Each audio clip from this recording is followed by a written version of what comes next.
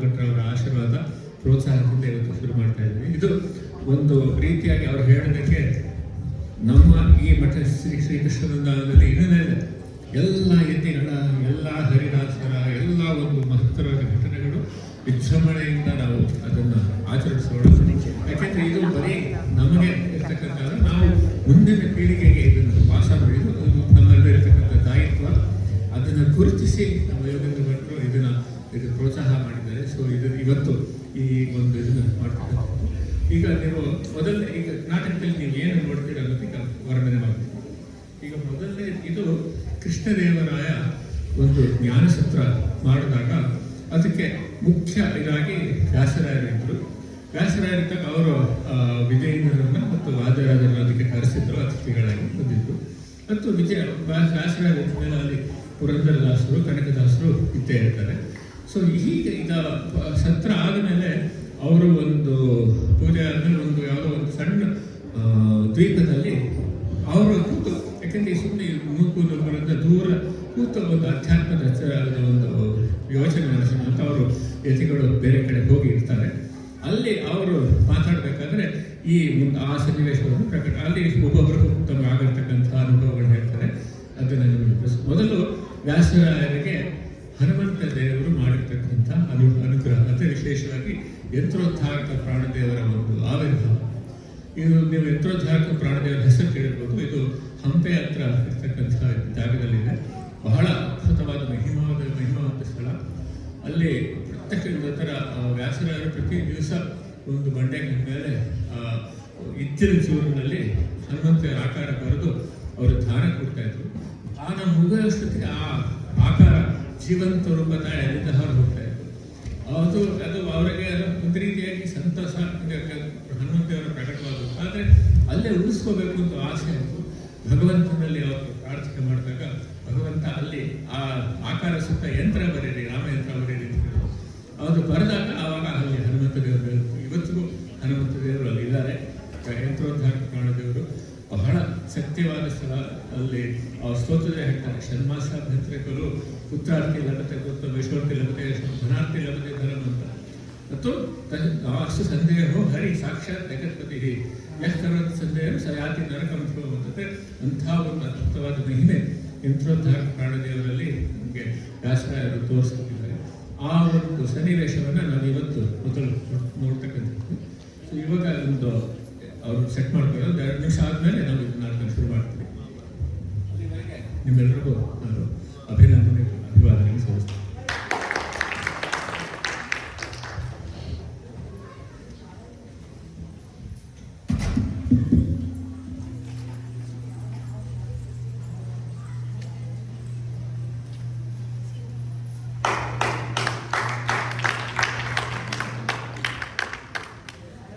ವಾದಿರಾಜರೇ, ವಿಜೇಂದ್ರರೇ, ಪುರಂದರದಾಸರೇ, ತಾವುಗಳು ಶ್ರೀಕೃಷ್ಣ ದೇವರಾಯ ಭೂಪಾಲರು ಮಾಡುತ್ತಿರುವ ಈ ಜ್ಞಾನಸತ್ರಕ್ಕೆ ಆಗಮಿಸಿರುವುದು ಬಹಳ ಸಂತಸದ ವಿಚಾರ. ತಮ್ಮಂಥ ಭಾಗವತೋತ್ತಮರ ಪಾದ ಸ್ಪರ್ಶದಿಂದ ಈ ರಾಜ್ಯ ಪುನೀತವಾಯಿತು. ಅಂದರೆ ಇದು ಬಹಳ ದೊಡ್ಡ ಮಾತಾಯಿತು. ಇದು ತಮಗಿರುವ ಶಿಷ್ಯ ವಾತ್ಸಲ್ಯವೇ ಹೊರತು ವಾಸ್ತವ ಸಂಗತಿ ಅಲ್ಲ. ಯಾವ ರಾಜ್ಯದಲ್ಲಿ ದೇವಾಂಶ ಸಂಭೂತರಾದ ಶ್ರೀ ವ್ಯಾಸರಾಜ ಗುರು ಸಾರ್ವಭೌಮರು ರಾಜಗುರುಗಳಾಗಿ ವಿರಾಜಮಾನರಾಗಿದ್ದಾರೋ ಆ ನಾಡಿನ ಭಾಗ್ಯಕ್ಕೆ ಎಡೆಯಲ್ಲಿ ಇನ್ನಾವ ಪವಿತ್ರತೆ ಬೇಕೋ ಆ ನೆಲಕ್ಕೆ. ಗುರುಗಳೇ, ನನ್ನದೊಂದು ಸಣ್ಣ ಕೋರಿಕೆ. ಹೇಳಿ ವಿಜೇಂದ್ರರೇ. ಭಕ್ತರ ಇಚ್ಛೆ ಭಗವಂತನ ಇಚ್ಛೆ. ತನ್ನ ಇಚ್ಛೆನ ಭಕ್ತರ ಮೂಲಕ ಪ್ರಕಟಪಡಿಸ್ತಾನೆ ಪರಮಾತ್ಮ. ಏನಿಲ್ಲ, ಯಂತ್ರೋದ್ಧಾರಕ ಪ್ರಾಣದೇವರು ತಮಗೆ ಮಾಡಿದ ಅನುಗ್ರಹದ ಬಗ್ಗೆ ತಮ್ಮ ಮುಖಕಮಲದಿಂದಲೇ ಕೇಳುವ ಹಂಬಲ. ಇದು ಪ್ರಾಣದೇವರು ಮಾಡಿದ ಮಹದನುಗ್ರಹ. ಇದರಲ್ಲಿ ನಮ್ಮದೇನು ಮಹತ್ವವಿಲ್ಲ. ನಾವು ಪ್ರತಿನಿತ್ಯ ಚಕ್ರ ತೀರ್ಥ ಸಮೀಪವಿರುವ ಒಂದು ಗುಡ್ಡದ ಮೇಲೆ ಧ್ಯಾನಕ್ಕಾಗಿ ಕೂಡುತ್ತಿದ್ದೆವು. ಧ್ಯಾನ ನಿರ್ವಿಘ್ನವಾಗಿ ಸಾಗಲೆಂದು ಒಂದು ಬಂಡೆಯ ಮೇಲೆ ಇಂಜಿನಿನ ಚೂರಿನಿಂದ ಪ್ರಾಣದೇವರ ಆಕಾರವನ್ನು ಬರೆಯುತ್ತಿದ್ದೆವು. ಆಶ್ಚರ್ಯವೆಂದರೆ ಧ್ಯಾನ ಸಮಾಪ್ತಿಯಾದ ಕೂಡಲೇ ಆ ಆಕಾರ ಜೀವಂತ ರೂಪ ತಾಳಿಯಲ್ಲಿಂದ ಹಾರಿ ಹೋಗ್ತಿತ್ತು. ಆಮೇಲೆ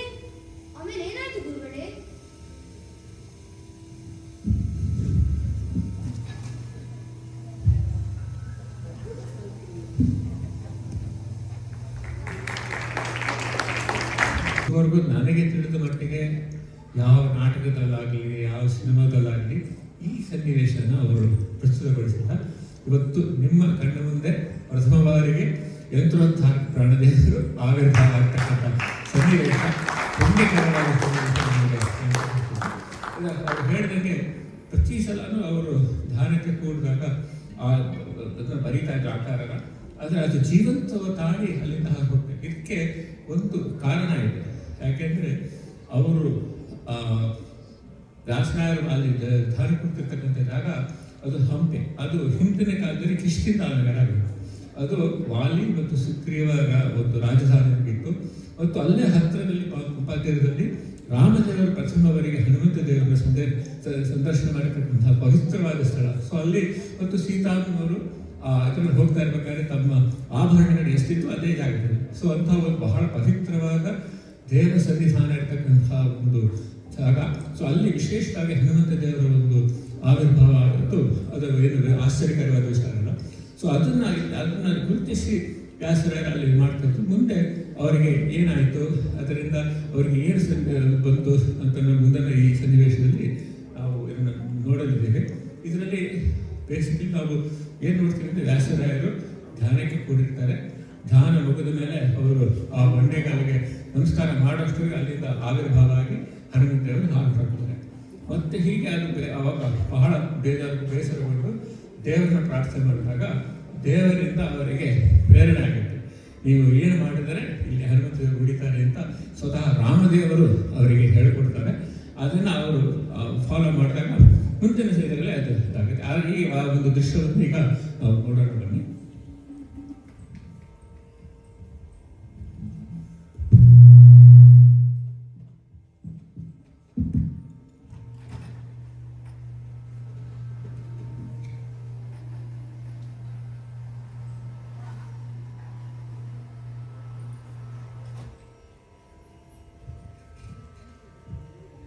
ಮಾತರ್ಮೇ ಮಾತರೇಶ್ವರ ಪ್ರಭು ರಾಮಚಂದ್ರ ಮೊರೆಯನಾಲಿಸೋ ಸ್ವಾಮಿ. ಹನುಮಂತ ದೇವರು ಇಲ್ಲಿ ಸ್ಥಿರವಾಗಿ ನಿಲ್ಲೋ ಹಾಗೆ ಆಜ್ಞೆ ಮಾಡು. ಹತಾಶರಾಗಬೇಡಿ ವ್ಯಾಸರಾಜರೇ.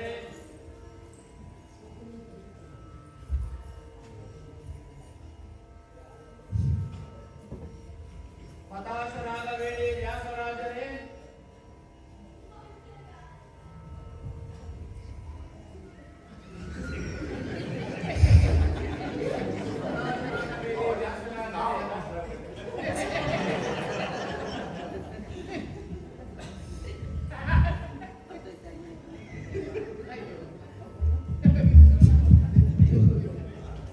ಹತಾಶರಾಗಬೇಡಿ ವ್ಯಾಸರಾಜರೇ. ಇದು ಪವಿತ್ರವಾದ ಕಿಷ್ಕಿಂಧ ಕ್ಷೇತ್ರ, ವಾಲಿ ಸುಗ್ರೀವರ ರಾಜಧಾನಿ. ನಾನು ಹನುಮಂತನನ್ನು ಪ್ರಥಮ ಬಾರಿ ಕಂಡ ದಿವ್ಯ ಸ್ಥಳ. ಇಲ್ಲಿ ಹನುಮಂತ ನಿರಂತರವಾಗಿ ನಿಲ್ಲಬೇಕಾದರೆ ನೀವು ಚಿತ್ರದ ಸುತ್ತ ರಾಮಯಂತ್ರವನ್ನು ಬರೆಯಿರಿ. ಯಂತ್ರಕ್ಕೆ ತಲೆಬಾಗಿ ಹನುಮ ಇಲ್ಲೇ ಉಳಿಯುವನು. ಧನ್ಯ ಪ್ರಭೋ ಧನ್ಯ. ನೀನು ಭಕ್ತವತ್ಸಲ, ಕರುಣಾ ಸಮುದ್ರ. ನಿನ್ನ ಆಜ್ಞೆಯಂತೆ ಆಗುವುದು.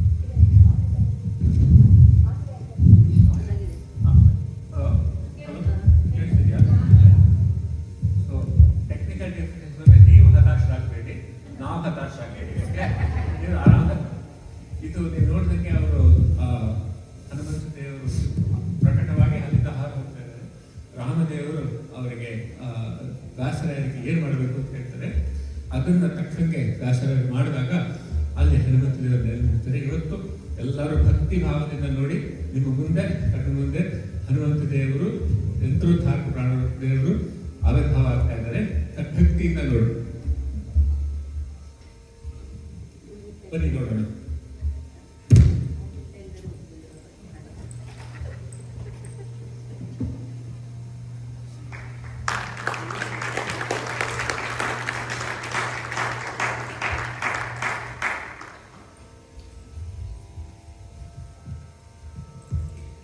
मातर में मातर शन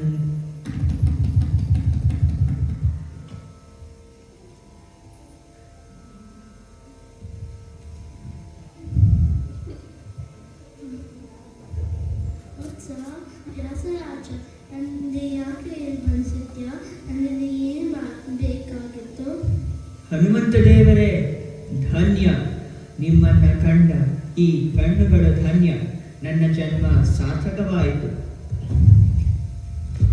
ದಾಸ್ತು ಸ್ವಾಮಿ, ಇದು ಪವಿತ್ರವಾದ ಕಿಷ್ಕಿಂಧ ಕ್ಷೇತ್ರ. ನೀನು ಇಲ್ಲಿ ನೆನೆದಿದ್ದು ಬಂದ ಭಕ್ತರ ಇಷ್ಟಾರ್ಥ ಸಲ್ಲಿಸಿ ಅವರಿಗೆ ಅನುಗ್ರಹಿಸಬೇಕು. ದಾಸ್ತು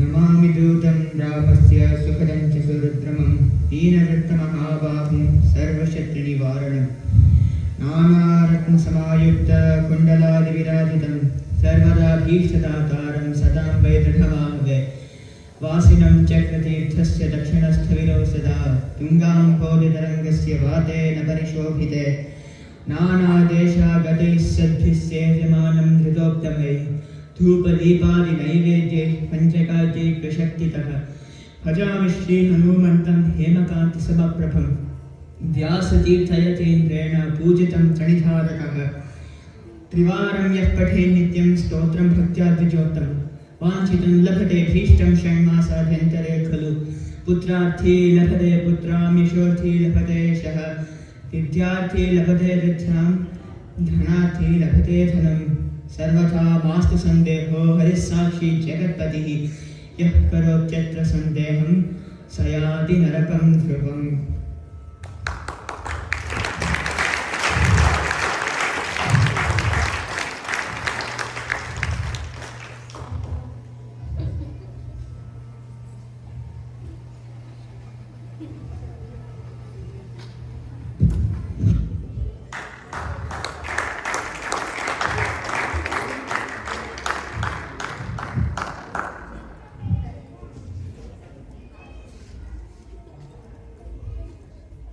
ನಾನು ಸುಮಾರು 30 ವರ್ಷಕ್ಕೂ ಹೆಚ್ಚು ಈ ಪ್ರಾಣದೇವರು ಯಂತ್ರೋದ್ಧಾರ ಪ್ರಾಣದೇವರ ಸ್ತೋತ್ರ ಹೇಳ್ತಾ ಇದ್ದೀನಿ, ಇವತ್ತು ಹೇಳ್ತಾ ಇದ್ದೀನಿ. ಈ ಸ್ತೋತ್ರನ ಹೇಗಾದ್ರೂ ಬಂದು ನಾಟಕದಲ್ಲಿ ಹಾಕಬೇಕು ಅನ್ನೋ ಆಸೆ ಇತ್ತು ಮತ್ತು ಅವರ ಆವಿರ್ಭಾವದ ಒಂದು ಸನ್ನಿವೇಶ ತೋರಿಸಬೇಕು ಅಂತ ಇವತ್ತು ದೈವವಶಾತ್ ಅದು ಆರೋಗ್ಯತೆ. ಸೊ ಇವತ್ತು ನಿಮ್ಮ ಮುಂದೆ ಅದನ್ನು ವ್ಯಕ್ತ ಮಾಡ್ತಕ್ಕಂಥ ಭಾವಸ್ಪತಿ. ಅದಾದ್ಮೇಲೆ ಒಂದು ಹಾಡಿದೆ. ಹಾಡಂದ್ರೆ ಇನ್ನೊಂದು ಬಹಳ ಮುಖ್ಯವಾದ ಪ್ರಸಂಗ ಬರುತ್ತೆ. ಇಲ್ಲಿ ವಿಜಯೇಂದ್ರ ತೀರ್ಥರು ಯಾರು ಗಾಬರಿ ಆಗಬೇಡಿ. ವಿಜಯೇಂದ್ರ ತೀರ್ಥ ಕರಾಪ್ತೋತ ಸುಧೀಂದ್ರ ವರಪುತ್ರಕ ಅಂತ ರಾಯರ ಪರಮಗುರುಗಳು.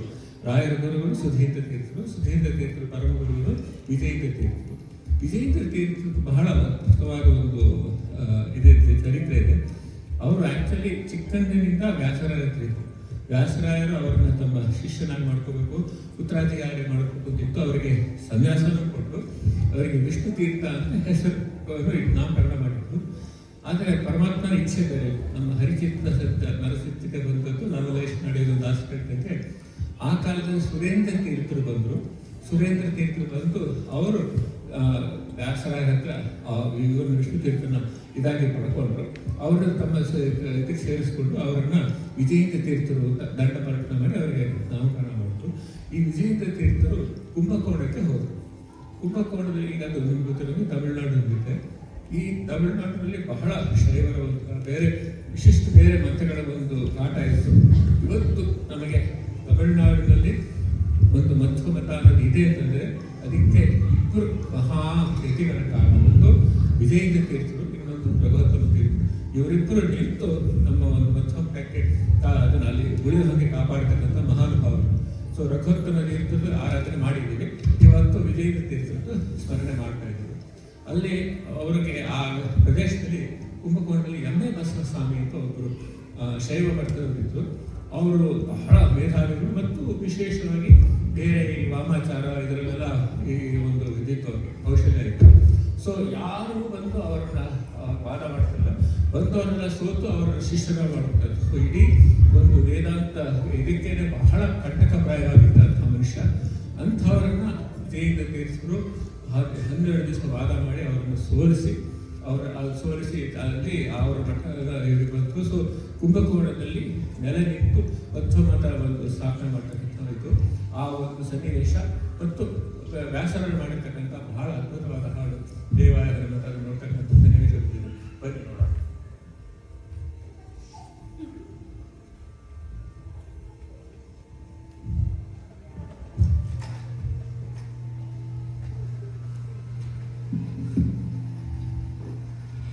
ಹಲವಾರು ದಿನ ಹೀಗೆ ನಡೆಯಿತು. ನಾವು ಆ ದಿವ್ಯ ಮೂರ್ತಿಯನ್ನು ಹೇಗಾದರೂ ಉಳಿಸ್ಕೋಬೇಕಂತೆ ಆಸೆ ಆಯಿತು. ನಾವು ನಮ್ಮ ಉಪಾಸ್ಯ ಮೂರ್ತಿ ಗೋಪಾಲಕೃಷ್ಣ ಅಭಿನ್ನ ರಾಮಚಂದ್ರನಲ್ಲಿ ಪ್ರಾರ್ಥಿಸಿದೆವು. ಮೂರ್ತಿ ಸುತ್ತ ಯಂತ್ರವನ್ನು ಬರೆಯಬೇಕೆಂದು ಪರಮಾತ್ಮನ ಆಜ್ಞೆ ಆಯಿತು. ಹಾಗೆ ಮಾಡಿದಾಗ ನಮ್ಮ ಯತ್ನ ಸಫಲವಾಯಿತು. ಪ್ರಾಣದೇವರು ಅಲ್ಲೇ ನೆಲೆ ನಿಂತರು. ಗುರುಗಳೇ, ನೀವು ಲೋಕಹಿತಕ್ಕಾಗಿ ದೇಶದಾದ್ಯಂತ 700ಕ್ಕೂ ಹೆಚ್ಚು ಪ್ರಾಣದೇವರ ವಿಗ್ರಹಗಳನ್ನು ಪ್ರತಿಷ್ಠಾಪನೆ ಮಾಡಿದ್ದೀರಿ. ಆ ಪುಣ್ಯ ಕಾರ್ಯದ ಪ್ರತಿಫಲವೇ ಈ ಪವಿತ್ರ ಮೂರ್ತಿಯ ಆವಿರ್ಭಾವ. ನಿಮ್ಮ ಭಕ್ತಿಗೆ ಮೆಚ್ಚಿ ಪ್ರಾಣದೇವರು ಇಲ್ಲೇ ನೆಲೆಗೊಂಡಿದ್ದಾರೆ. ಇದು ಇಡೀ ಮನುಕುಲಕ್ಕೆ ತಾವು ಮಾಡಿದ ಮಹದುಪಕಾರ. ಪ್ರಾಣದೇವರು ನಿಮಗೆ ಮಾಡಿದ ಅನುಗ್ರಹ ಕೇಳಿದ ಮೇಲೆ ನಿಮ್ಮ ಅಮರ ಕೃತಿ ಕೇಳುವ ಇಚ್ಛೆ ಉಂಟಾಗಿದೆ. ಯಾವ ಕೃತಿ? ಜಯ ವಾಯು ಹನುಮಂತ, ಜಯ ಭೀಮ ಬಲವಂತ. ವಾಯುದೇವರ ಕೊಂಡಾಡುವುದಕ್ಕೆ ಕಾರಣ ಬೇಕೇ? ಅವಶ್ಯವಾಗಿ ಆಗಲಿ. ಜಯ ವಾಯು ಹನುಮಂತ, ಜಯ ಭೀಮ ಬಲವಂತ. ಜಯ ವಾಯು ಹನುಮಂತ, ಜಯ ಭೀಮ ಬಲವಂತ. ಜಯ ಪೂರ್ಣಮತಿವಂತ, ಜಯ ಸಲಹೋ ಸಂತ. ಜಯ ವಾಯು ಹನುಮಂತ, ಜಯ ಭೀಮ ಬಲವಂತ.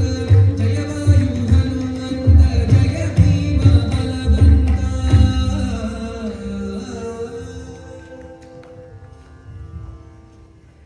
ವಿಜೇಂದ್ರರೇ, ತಾವು ಕುಂಭಕೋಣದಲ್ಲಿ ನಡೆಸಿರುವ ಮಹಿಮೆಗಳ ಬಗ್ಗೆ ಸ್ವಲ್ಪ ಬೆಳಕಿನ ಚೆಲ್ಲಿ. ಗುರುಗಳೇ, ನಮ್ಮ ವಿಜೇಂದ್ರರ ಸ್ವಭಾವ ತಮಗೆ ಗೊತ್ತಿಲ್ಲವೇ? ಅವರು ಆತ್ಮ ಪ್ರಶಂಸೆ ಮಾಡಿಕೊಳ್ಳೋದಿಲ್ಲ. ನಾನ್ ಹೇಳ್ತೀನಿ ಕೇಳಿ ಅವರ ದಿಗ್ವಿಜಯದ ಗಾಥೆ. ಇಡೀ ಕುಂಭಕೋಣ ಪ್ರದೇಶಕ್ಕೆ ಕಂಟಕಪ್ರಾಯವಾಗಿದ್ದ ಎಮ್ಮೆ ಬಸವ ಸ್ವಾಮಿಗಳ ಜೊತೆ 12 ದಿವಸ ವಾದ ಮಾಡಿ ಶ್ರೀಮದಾಚಾರ್ಯರ ಸತ್ಸಿದ್ಧಾಂತದ ದಿಗ್ವಿಜಯದ ಕಹಳೆಯನ್ನು ಮೊಳಗಿಸಿದರು ನಮ್ಮ ವಿಜೇಂದ್ರರು. ಫಲ ವಿಜಯೇಂದ್ರರೇ, ಫಲ. ಅದ್ಭುತ ಕಾರ್ಯ ಮಾಡಿದಿರಿ. ಮುಂಚಿತವಾಗಿ ಮಾಡಿದ ಒಪ್ಪಂದದಂತೆ ಆ ಎಮ್ಮೆ ಬಸವ ಸ್ವಾಮಿಗಳು ನಮ್ಮ ವಿಜೇಂದ್ರರ ಶಿಷ್ಯರಾಗಬೇಕಿತ್ತು. ಆದರೆ ರಾತ್ರೋರಾತ್ರಿ ಮುಖ ಮುಚ್ಚಿಕೊಂಡು ಪಲಾಯನ ಮಾಡಿಬಿಟ್ರು. ಇದೊಂದೇ ಅಲ್ಲ, ತಾವು ಅಪ್ಪಯ್ಯ ದೀಕ್ಷಿತರ ಹೆಸರು ಕೇಳಿರಬಹುದು. ಆ ದುರಹಂಕಾರಿ ದುರ್ವಾದಿ ಅಪ್ಪಯ್ಯ ದೀಕ್ಷಿತರನ್ನು ಹಲವಾರು ಸಲ ವಾದದಲ್ಲಿ ಸೋಲಿಸಿ ತಲೆ ತಗ್ಗಿಸಿ ಮಧ್ವಮತವೇ ವೇದ ಸಮ್ಮತವೆಂದು ಸ್ಥಾಪಿಸಿಬಿಟ್ರು. ಇನ್ನು ಹಲವಾರು ವಿಸ್ಮಯಗೊಳಿಸುವ ಘಟನೆಗಳು ನಡೆಯಿತು. ನೀವು ಅವರ ಬಾಯಿಂದಲೇ ಕೇಳಿ. ವಿಜೇಂದ್ರರೇ, ತೋಟಕ್ಕೆ ನೀರು ಬಿಡಿಸಿದ ವಿಚಾರನ್ನ, ನರಸಿಂಹ ದಂಡಕದ ವಿಚಾರನ್ನ ತಾವೇ ಗುರುಗಳಿಗೆ ವಿವರಿಸಿ. ಬಹಳ ಕುತೂಹಲಕಾರಿಯಾಗಿದೆ. ವಿಜೇಂದ್ರರೇ, ಸ್ವಲ್ಪ ತಾವೇ ವಿವರಿಸಿ. ಯಾರೋ ಅನ್ಯಪಂಥೀಯರು ವಾದಕ್ಕೆ ಬಂದರು. ಅವರ ಜೊತೆ ಕೇರಳದಿಂದ ಒಬ್ಬ ಪ್ರಚಂಡ ಮಂತ್ರವಾದಿ ಕೂಡ ಕರ್ಕೊಂಡು ಬಂದಿದ್ರು. ಆತ ಯಾವುದೋ ಕ್ಷುದ್ರ ದೇವತೆಯನ್ನು ಆರಾಧಿಸಿ ತನ್ನ ವಶಕ್ಕೆ ತಂದುಕೊಂಡಿದ್ದನಂತೆ. ವಾದದ ಸಮಯದಲ್ಲಿ ತನ್ನ ವಾಮಾಚಾರ ಕಾರ್ಯ ಮಾಡಿ ನಮ್ಮ ಉದದ ತುಂಬ ನೀರು ತುಂಬವಾಗಿ ಪ್ರಯೋಗ ಮಾಡಿಬಿಟ್ಟ. ಅಯ್ಯಯ್ಯೋ, ಆಮೇಲೆ ಏನಾಯ್ತು? ಆ ಮಂತ್ರವಾದಿಯ ದುಷ್ಟ ಪ್ರಯೋಗ ಭಾಸವಾದ ಕೂಡಲೇ ನಾವು ನಮ್ಮ ಉಪಾಸ್ಯ ಮೂರ್ತಿ ಮೂಲ ರಾಮದೇವರಿಗೆ ಮೊರೆ ಹೋದೆವು. ಆ ಕರುಣಾಮೂರ್ತಿ ನಮ್ಮ ಮೇಲೆ ಕೃಪೆಗೊಂಡು ಆ ಮಂತ್ರವಾದಿ ಕಳಿಸಿದ ನೀರನ್ನೆಲ್ಲ ತೋಟದ ಕಡೆ ತಿರುಗಿಸಿಬಿಟ್ಟ. ಬಹಳ ದಿವಸದಿಂದ ನೀರು ಕಾಣದ ಗಿಡಗಳಿಗೆ ಒಳ್ಳೆಯ ಜಲಸಂಚಲವಾಯಿತು. ಅದ್ಭುತ, ಅತ್ಯದ್ಭುತ. ಪರಮಾತ್ಮನ ನಂಬಿಕೆಟ್ಟವರೆಲ್ಲವೆಂಬ ಸತ್ಯವ ಸ್ಥಾಪಿಸಿಬಿಟ್ರಿ. ಧನ್ಯರು ವಿಜೇಂದ್ರೇ, ನೀವು ಧನ್ಯರು. ಮತ್ತೆ ನರಸಿಂಹದಂಡಕದ ಸಮಾಚಾರ? ಯಾರೋ ಕುಹಿಗಳು ನೈವೇದ್ಯದಲ್ಲಿ ವಿಷ ಸೇರಿಸಿ ಬಿಟ್ಟಿದ್ರು. ಅಯ್ಯಯ್ಯೋ, ವಿಷವೇ? ಆಮೇಲೇನಾಯ್ತು? ಭಗವಂತನಿಗೆ ಸಮರ್ಪಿಸಿದ ನೈವೇದ್ಯವನ್ನು ತಿರಸ್ಕರಿಸಲು ಮನಸ್ಸು ಬರಲಿಲ್ಲ. ದೇವರ ಮೇಲೆ ಭಾರ ಹಾಕಿ ಆ ವಿಷಭರಿತವಾದ ನೈವೇದ್ಯವನ್ನು ಯಾರಿಗೂ ಕೊಡದೆ ನಾವೇ ಸ್ವೀಕರಿಸಿದೆವು. ವಿಷದ ಪ್ರಭಾವ ಹೆಚ್ಚಾದಾಗ ನರಸಿಂಹ ದೇವರ ಸ್ತೋತ್ರ ರಚಿಸಿ ಅವನಿಗೆ ಸಮರ್ಪಿಸಿದೆವು. ಅವನ ಕೃಪೆಯಿಂದ ನಮಗೆ ಏನು ಹಾನಿಯಾಗಲಿಲ್ಲ. ನಿಜಕ್ಕೂ ನೀವು ಪರಮಾತ್ಮನ ಸಂಪೂರ್ಣ ಅನುಗ್ರಹ ಪಡೆದ ಪುಣ್ಯಾತ್ಮರು. ಈ ಘಟನೆಗಳನ್ನು ಕೇಳಿದಾಗ ಮೈ ರೋಮಾಂಚನಗೊಳ್ಳುತ್ತೆ, ಭಕ್ತಿ ಮತ್ತಷ್ಟು ಹೆಚ್ಚುತ್ತೆ. ನಮ್ಮ ಪುರಂದರದಾಸರು ನಾನಿನ್ನ ಧ್ಯಾನದೊಡೆರಲು ಸದಾರಂಗ ಎಂಬ ದೇವರ ನಾಮದಲ್ಲಿ ಈ ಭಾವವನ್ನೇ ಚೆನ್ನಾಗಿ ವರ್ಣಿಸಿದ್ದಾರೆ. ಎಲ್ಲ ನಿಮ್ಮ ಆಶೀರ್ವಾದ ಗುರುಗಳೇ. ಗುರುಗಳ ಆಶೀರ್ವಾದದರು ಚಡಿಯೇಟು ತಪ್ಪಿಲ್ವಲ್ಲ ದಾಸರೇ? ಷಡಿಯೇಟು ನಮ್ಮ ದಾಸರಿಗೆ? ಅಯ್ಯೋ ದೇವರೇ, ಇದು ಯಾಗಾಯ್ತು ದಾಸರೇ? ಹೇಳೋದೇನಿದೆ ಗುರುಗಳೇ, ಪರಮಾತ್ಮ ಲೀಲಾ ಪುರುಷ, ಭಕ್ತರ ಜೊತೆ ಸರಸ ಮಾಡ್ತಾನೆ. ಏನಾಯ್ತು ದಾಸರೇ, ಸ್ಪಷ್ಟವಾಗಿ ಹೇಳಿ. ನಾನು ಪಂಢರಾಪುರಕ್ಕೆ ಹೋಗಿದ್ದೆ. ಮೊದಲ 2 ದಿವಸ ಬಹಳ ಚೆನ್ನಾಗಿ ಆದರ ಸತ್ಕಾರ ಮಾಡಿದರು. ಆದರೆ 3ನೇ ದಿವಸ ಕಂಬಕ್ಕೆ ಕಟ್ಟಿ ಚಡಿಯಿಂದ ಹೊಡೆದರು. ಶ್ರೀಹರಿ, ಇದು ಯಾಕಾಯ್ತು ದಾಸರೇ? ಭಗವಂತನ ಅನುಗ್ರಹ ಇದ್ರು ಈ ಮೈಕ ಹಾವಾಡೋದಕ್ಕೂ ತಪ್ಪಲ್ಲ. ಎಲ್ಲೇ ಹೋಗಿ ಯಾವುದೇ ನಾಟಕ ಮಾಡಿ ಎಷ್ಟೇ ಆದರೂ ಇದು ಇದು ಇದು ಮೈಕಾಸುರನ ಒಂದು ಹಾವಳಿ ಇದ್ದೇ ಇದೆ. ಈ ಪಂಢರಾಪುರದಲ್ಲಿ ಪಾಂಡುರಂಗ ಬಹಳ ವೀರಾಪುರುಷ. ನೀವು ಭಕ್ತ ಕುಮಾರ ಸಿನಿಮಾ ನೋಡಿರ್ಬೋದು. ಅದರಲ್ಲಿ ಆ ಕುಂಬಾರನಿಗೋಸ್ಕರ ಪರಮಾತ್ಮ ಅವತ್ತು ಸೇವಕನ ರೂಪದಲ್ಲಿ ಬಂದು ಅವನು ಹಗಲಿರುಳು ಸೇವೆ ಮಾಡಿದ್ದಾನೆ. ಆಮೇಲೆ ಸಕ್ಕುಬಾಯಿ ಮನೆಗೆ ಅವಳು ಇದಕ್ಕೆ ವಶಾತಾಗಿ ಹೋಗಿ ಸಕ್ಕುಬಾಯಿಯಾಗಿ ನಿಂತು ಅಲ್ಲಿ ತನ್ನ ಭಕ್ತರಿಗೋಸ್ಕರ ಅತ್ತೆ ಮಾವ ಸೇವೆ ಮಾಡಿಕೊಂಡು ಮಾಡಿರ್ತಕ್ಕಂಥ ಮಹಾ ಲೀಲಾ ಪುರುಷ. ಇಲ್ಲಿ ಈ ಒಂದು ಸನ್ನಿವೇಶದಲ್ಲಿ ನಾವು ಒಂದು ಬಹಳ ಅದ್ಭುತವಾದ ಪರಮಾತ್ಮನ ಲೀಲೆಯನ್ನು ನೋಡಲಿದ್ದೇವೆ. ಆ ಊರಿನಲ್ಲಿ ಒಬ್ಬಳು ಪ್ರಸಿದ್ಧವಾದ ನರ್ತಕಿ ಪದ್ಮಿನಿ ದೇವಿ ಅಂತ ಹೇಳ್ತಾರೆ. ಅದರಲ್ಲಿ ಅವಳು ದುಡ್ಡಿಗೋಸ್ಕರ ನಾಟಕ ಮಾಡ್ತಕ್ಕಂಥ ವೇಷಾಸ್ತ್ರಿ. ಆದರೆ ಅವಳು ಮಹಾಭಕ್ತಳು, ಪರಮಾತ್ಮನ ಭಕ್ತಳು. ಅವಳ ಭಕ್ತಿಯನ್ನು ಲೋಕಕ್ಕೆ ತೋರಿಸೋದಕ್ಕೋಸ್ಕರ ಮತ್ತು ಪುರಂದರದಾಸರ ಒಂದು ಮಹತ್ವವನ್ನು ಜಗತ್ತಿಗೆ ತೋರಿಸೋದಕ್ಕೋಸ್ಕರ ಪರಮಾತ್ಮ ಒಂದು ಬಹಳ ಅದ್ಭುತವಾದ ಲೀಲೆಯನ್ನು ಆಡಿದಲ್ಲಿ ಅದನ್ನು ನಾವೀಗ ನೋಡಲಿದ್ದೇವೆ. ಈ ಲೀಲೆ ಯಾತಕ್ಕೆ ಆಡ್ದ ಅನ್ನೋದನ್ನು ಮುಂದಿನ ಅದರಲ್ಲಿ ನಿಮಗೆ ಗೊತ್ತಾಗುತ್ತೆ, ಅದನ್ನು ನಾನೇ ಹೇಳ್ತೀನಿ. ಮತ್ತು ಇಲ್ಲಿ ಬಹಳ ಸ್ವಾರಸ್ಯವಾದ ಇದರಲ್ಲಿ ಪರಮಾತ್ಮ ಒಂದು ಘಟನೆ ಅಂದರೆ ಆ ನರ್ತಕಿಯ ಮನೆಗೆ ಪುರಂದರದಾಸರ ವೇಷದಲ್ಲಿ ಹೋಗಿ ಅವಳ ನರ್ತನ ನೋಡಿ ತನ್ನ ಕೈಲಿರ್ತಕ್ಕಂಥ ಕಡಗ ಕೊಟ್ಟು ಪುರಂದರದಾಸರಿಗೆ ಮತ್ತು ಆ ನರ್ತಕಿಗೆ ಬಹಳ ಕೆಟ್ಟ ಹೆಸರನ್ನು ಮಾಡಿ ಅವರಿಗೆ ಶಿಕ್ಷೆ ಕೊಡಿಸಿ ಅದಾದ ಮೇಲೆ ಅವರಿಗೆ ಅನುಗ್ರಹ ಮಾಡಿ ಅವರ ಮಹತ್ವವನ್ನು ತೋರಿಸಿದ್ರು. ಬಹಳ ಅದ್ಭುತ. ಅದು ಏಕೆಂದರೆ ನಾವು ಮಾಡಿರ್ತಕ್ಕಂಥ ಪ್ರಾರಬ್ಧ ಕರ್ಮಕ್ಕೆ ಅನುಗುಣವಾಗಿ ಪರಮಾತ್ಮ ಫಲ ಕೊಡ್ತಾನೆ. ಸೊ ಈ ಒಂದು ಅದ್ಭುತವಾದ ಸನ್ನಿವೇಶ ಇವತ್ತು ನಾವು ನೋಡಿದ್ರೆ ಇದರಲ್ಲಿ ಒಂದು ಅದ್ಭುತವಾದ ನಾಟಕವನ್ನು ನಾವು ನೋಡ್ತಕ್ಕಂಥ ಭಾಗ್ಯ ಸಿಗ್ತಿದ್ದು ನರ್ತನ ಇದು ನೋಡುತ್ತೆ. ಬನ್ನಿ ಶ್ರೀಕೃಷ್ಣ.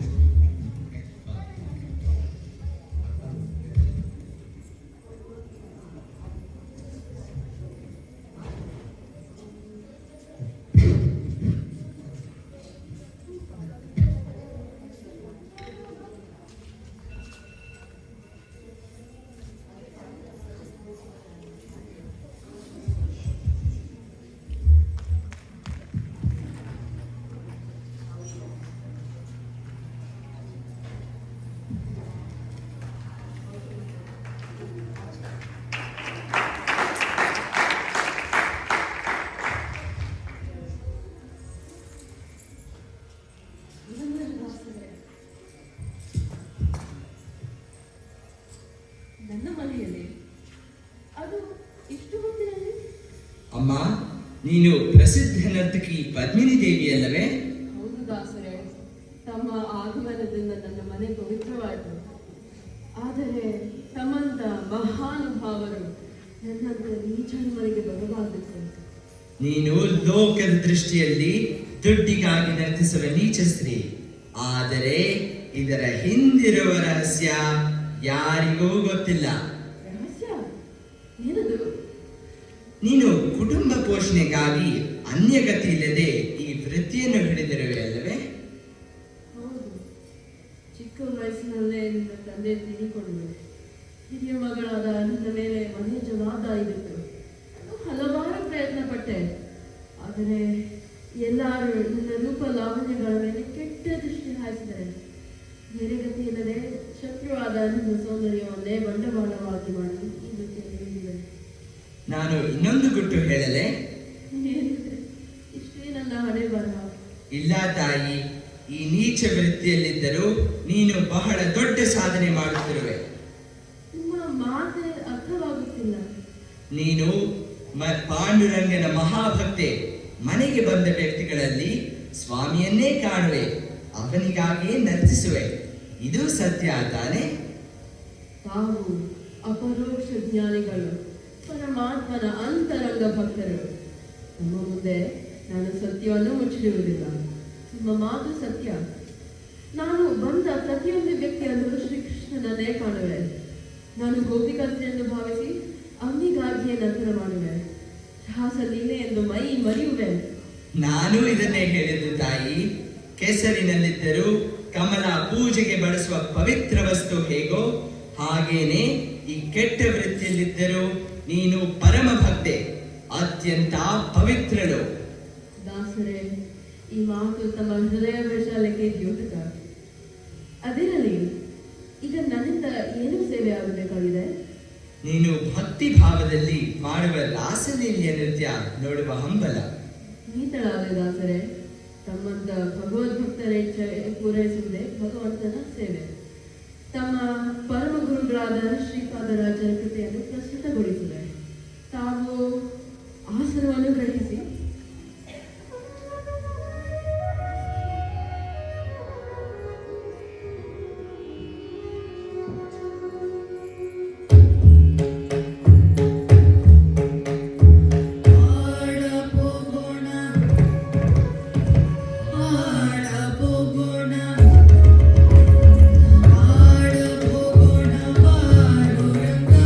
ಕೂಡಿ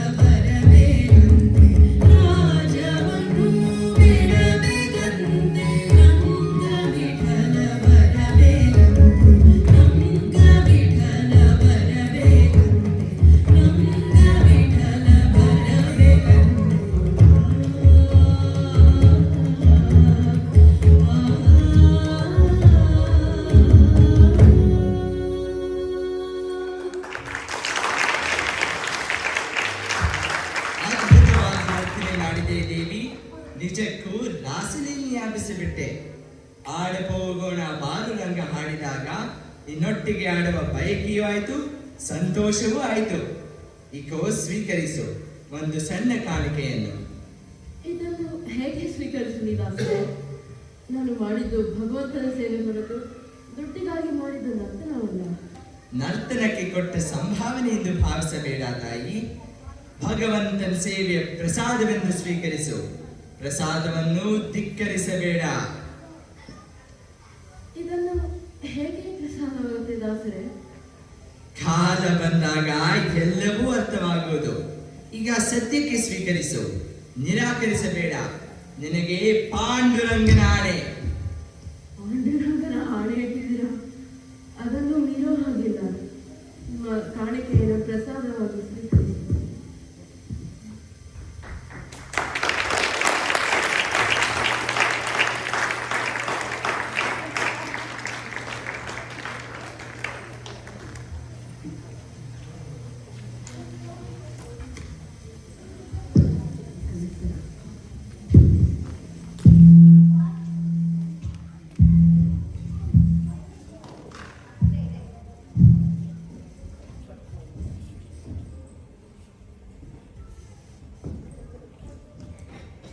ಈ ಹಾಡಿನಲ್ಲಿ ಶ್ರೀಪಾದರ ಕಥೆ ಆಡುವವರನ್ನು ಬಹಳ ಅದ್ಭುತವಾಗಿ ನಮ್ಮ ಅನಂತ ಮಾಡಿ ತೋರಿಸಿದ್ದಾರೆ. ತುಂಬ ಸಂತೋಷ ಆಯಿತು.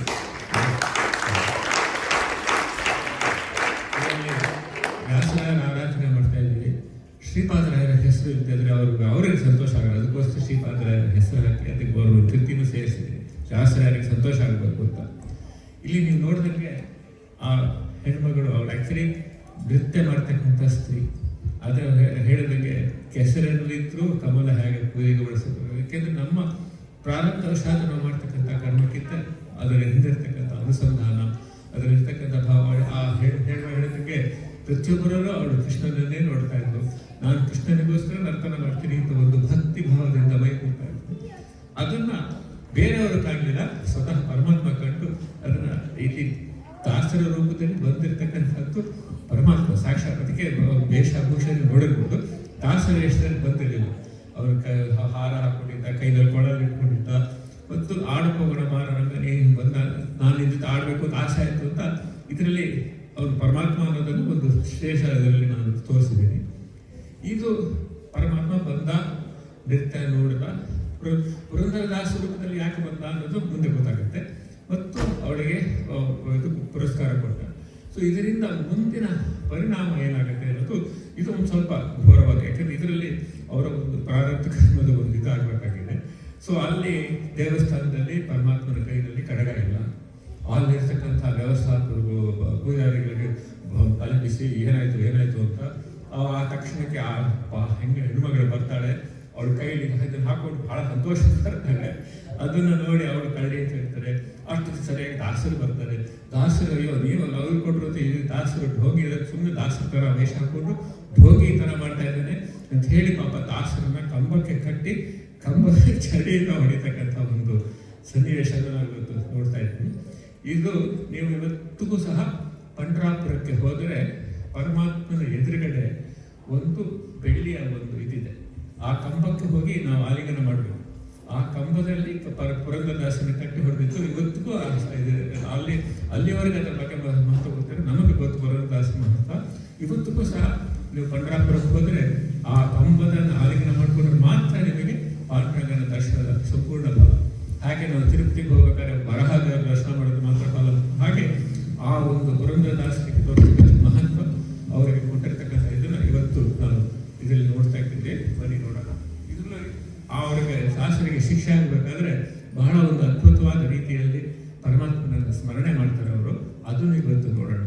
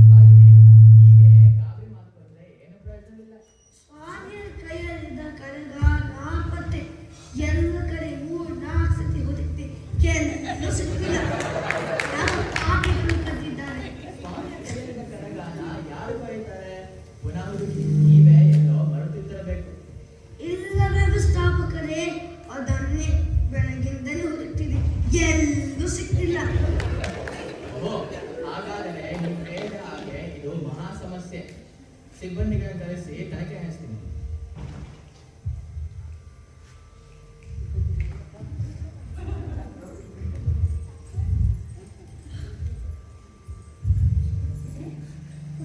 ವ್ಯವಸ್ಥಾಪಕರು ನೋಡಿ ಇಲ್ಲಿದೆ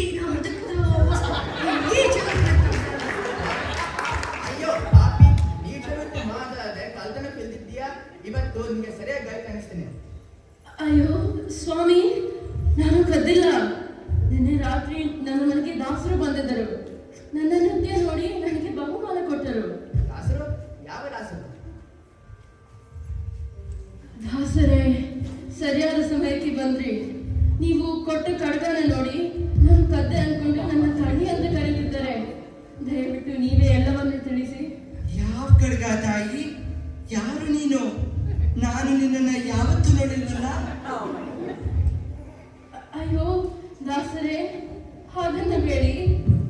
ನೀವು ನಿನ್ನೆ ರಾತ್ರಿ ನನ್ನ ಮನೆಗೆ ಬಂದದ್ದು, ನನ್ನ ನೃತ್ಯ ನೋಡಿ ನನಗೆ ಈ ಕಡಗ ಕೊಟ್ಟಿದ್ದು ಯಾವುದು ಜ್ಞಾಪಕವಿಲ್ವೇ? ಆಗಿದ್ದರೆ ತಾನೇ ಜ್ಞಾಪಕ ಇರೋದು. ನಾನು ದೇವರಾಣಿಗೂ ನಿನ್ನನ್ನ ಹಾಗೂ ಈ ಕೆಳಗನ್ನ ಇವತ್ತೇ ಮೊದಲ ಬಾರಿ ನೋಡ್ತಾ ಇರೋದು. ವ್ಯವಸ್ಥಾಪಕರು ನೋಡಿ ಹೇಗೆ ನಾಟಕ ಆಗ್ತದೆ. ನಿಮ್ಮ ಮಾತು ಸತ್ಯ ಆಚಾರ್ಯ. ಇಬ್ಬರು ಕದಿಮರು ಕಂಬ ಕತ್ತಿ 4 ಬಿಗಿದರೆ ಎಲ್ಲ ಬಾಯಿ ಬಿಡುತ್ತಾರೆ. ಲೋ ಸೀನಾ, ಏ ರಾಮ, ಈ ದೋಂಗಿದಾಸನನ್ನು ಕಂಬ ಕತ್ತಿ 4 ಬಿಗಿಯಿರಿ, ಎಲ್ಲ ಬಾಯಿ ಬಿಡುತ್ತಾನೆ ಕಲ್ಲ. ಸರಿ ಸ್ವಾಮಿ, ಹಾಗೆ ಮಾಡುತ್ತೀನಿ.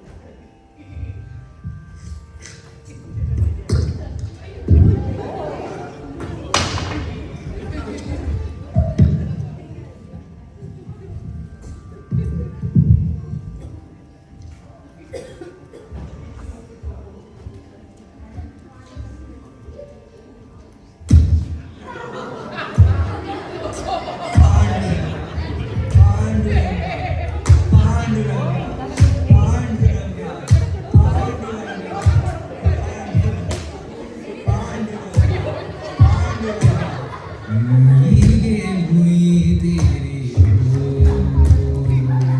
ಜಗದಯ್ಯ ದೇವರಯ ಸಹಾಯ ಪಂಡರಿರಾಯ.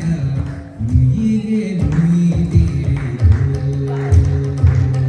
ಜಗದಯ್ಯ ದೇವರಯ ಸಹಾಯ ಪಂಡರಿರಾಯ. ಹೀಗೆ ಮುಯಿದಿರಿ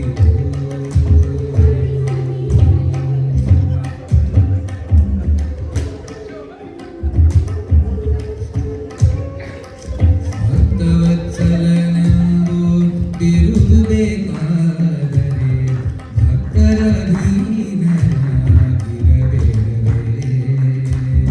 ಭಕ್ತವತ್ಸಲನೆಂದು ತಿರುಗಬೇಕಾದರೆ ಭಕ್ತರ ದೀನನಾಗಿರಬೇಕೇ.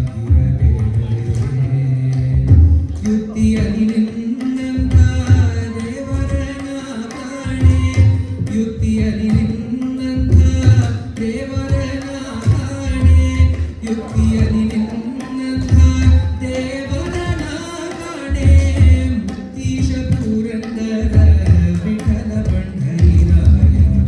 ಯುಕ್ತಿಯಲ್ಲಿ ನಿನ್ನಂತ ದೇವರನ ಕಾಣೆ, ಮುಕ್ತೀಶ ಪುರಂದರ ವಿಠಲ ಪಂಡರಿರಾಯ. ಮುಯಿಗೆ ಮುಯಿದಿರಿ ಜಗದಯ್ಯ ವಿಜಯ ಸಹಾಯ ಪಂಡರಿರಾಯ. ಮುಯಿಗೆ ಮುಯಿದಿರಿ. ನಿಲ್ಲಿಸಿ ಈ ಅತ್ಯಾಚಾರವನ್ನು.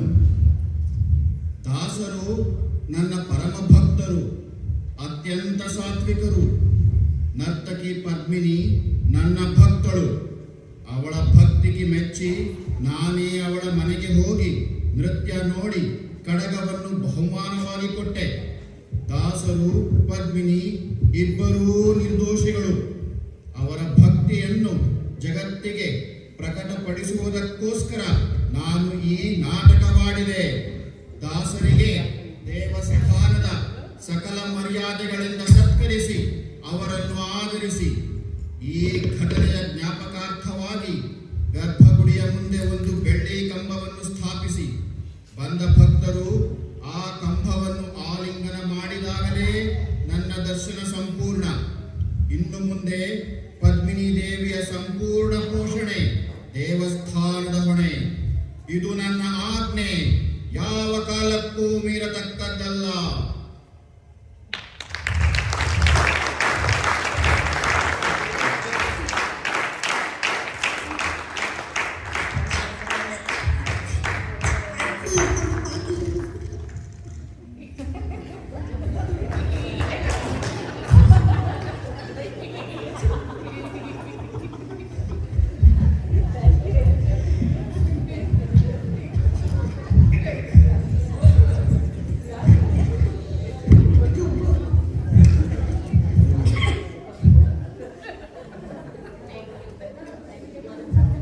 ಯೋಗೇಂದ್ರ ಅವರೇ, ನಿಮಗೆ ಪೂಜಾರಿಗಳ ಕಡಿಮೆ ಇದ್ರು ನೋಡಿ, ಒಳ್ಳೆ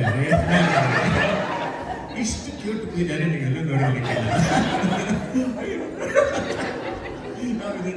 ನಾವು ನೋಡಿದಾಗೆಲ್ಲ ಬಹಳ ಚೆನ್ನಾಗಿ ಮಗು 7 ವರ್ಷ ಅಂತ ಇರ್ತೇನೆ ಅಂದ್ರು ಮಾಡಬೇಕು ಮಸ್ತು ದೇವ್ರ ಸೇವೆ ಅಂತ. ಇದರಲ್ಲಿ ಬಹಳ ಒಂದು ಅದ್ಭುತವಾದ ಸರಿ ಪುರಂದರದಾಸರಿಗೆ ಇದು ಯಾಕಾಯ್ತು ಅಂತ ಮುಂದೆ ಇದರಲ್ಲಿ ಬರುತ್ತೆ ಅವರು ಹೇಳ್ತಾರೆ. ಬಟ್ ಪುರಂದರದಾಸರಿಗೆ ಒಂದು ಮನೋಭಾವ ನೋಡಿ, ಭಾಗವತೋತ್ತಮರದು ಅದು ಮಾನ ಅವಮಾನ ಸನ್ಮಾನ ಸತ್ಕಾರ ಏನು ಇದು ಬಿಟ್ಟರು ಸಹ ಅದು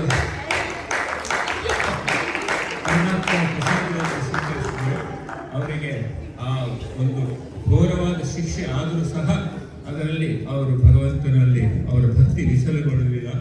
ಆ ಸನ್ನಿವೇಶದಲ್ಲಿ ಅದ್ಭುತವಾದ ಒಂದು ದೇವರ ನಾಮ ಮೈಕಿಮಿ ತೀರಿತಯ್ಯ ಅಂತ ಪರಮಾತ್ಮನಿಗೆ ಸ್ತೋತ್ರ ಮಾಡಿ ರಚನೆ ಮಾಡಿ ಇದು ಮಾಡಿದ್ರು. ಅದರಿಂದ ಅವರಿಗೆ ಏನಾಯ್ತು ಹಾಗಾಯ್ತು ಅಂತ ಮುಂದೆ ನಾವು ಅದನ್ನು ನೋಡೋಣಂತೆ. ಇಲ್ಲಿ ಆ ಕಾರ್ಯ ಯಾತಕ್ಕಾಯ್ತು, ಈ ರೀತಿಯಾಗಿ ಪರಮಾತ್ಮ ಪುರಂದರದಾಸ ರೂಪದಲ್ಲಿ ಯಾಕೆ ಹೋದ ಅನ್ನೋದು ನಾನು ಮುಂದೆ ನೋಡಿದೆ. ಪದ್ಮಿನಿ ಮನೆಗೆ ಯಾಕೆ ಹೋದ ಅಂತಂದ್ರೆ ಅವಳ ಒಂದು ಭಕ್ತಿ ಭಾವ, ಅವಳ ಒಂದು ಮಹತ್ವ ಜಗತ್ತಿಗೆ ತೋರಿಸೋದಕ್ಕೋಸ್ಕರ ಹೋದ. ಬಟ್ ಪುರಂದರದಾಸ ರೂಪದಲ್ಲಿ ಯಾಕೆ ಹೋದ, ಇದಕ್ಕೆ ಪುರಂದರದಾಸರಿಗೆ ಆ ರೂಪದಲ್ಲಿ ಹೋಗಿ ಅವರಿಗೆ ಶಿಕ್ಷೆ ಯಾತಕ್ಕೆ ಕೊಡಿಸ್ದ ಅನ್ನೋದನ್ನು ಈಗ ಮುಂದಿನ ಸನ್ನಿವೇಶದಲ್ಲಿ ನಾವು ದಾಸರ ಬಾಯಿಂದ ಕೇಳುವಂತೆ ನೋಡೋಣ ಬನ್ನಿ.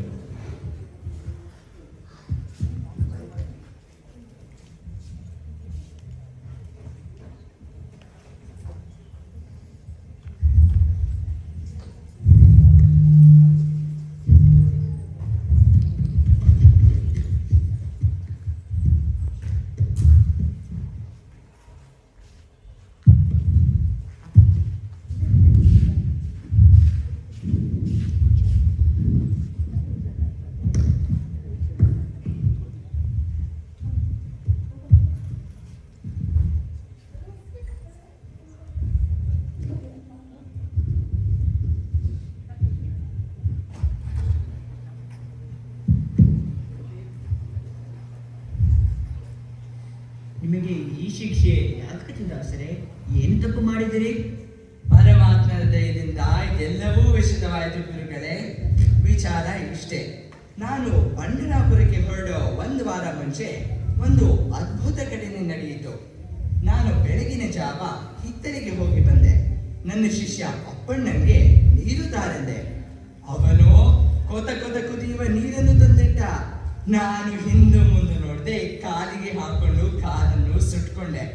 ಕೋಪ ನೆತ್ತಿಗೆ ಎದ್ದು ತಕ್ಷಣ ನಾನು ಅಪ್ಪಣ್ಣನ ತಲೆಗೆ ಬಿಂದಿಗೆಯಿಂದ ಕುಟ್ಟಿ ಒಳಗೆ ಹೋದೆ. ಒಳಗೆ ಹೋಗಿ ನೋಡ್ತೀನಿ, ನನ್ನ ಶಿಷ್ಯ ಅಪ್ಪಣ್ಣ ಇನ್ನು ಹಾಸಿಗೆ ಮೇಲೆ ಮಲಗಿದ್ದಾನೆ. ಹಾಗಾದ್ರೆ ನೀರ್ ತಂದವ್ರು ಯಾರು? ನನ್ನ ಶಿಷ್ಯ ಅಪ್ಪಣ್ಣ ಅಲ್ಲ, ಜಗದ ಅಪ್ಪ, ನಮ್ಮೆಲ್ಲರ ಅಪ್ಪ, ಆ ತಿಮ್ಮಪ್ಪ.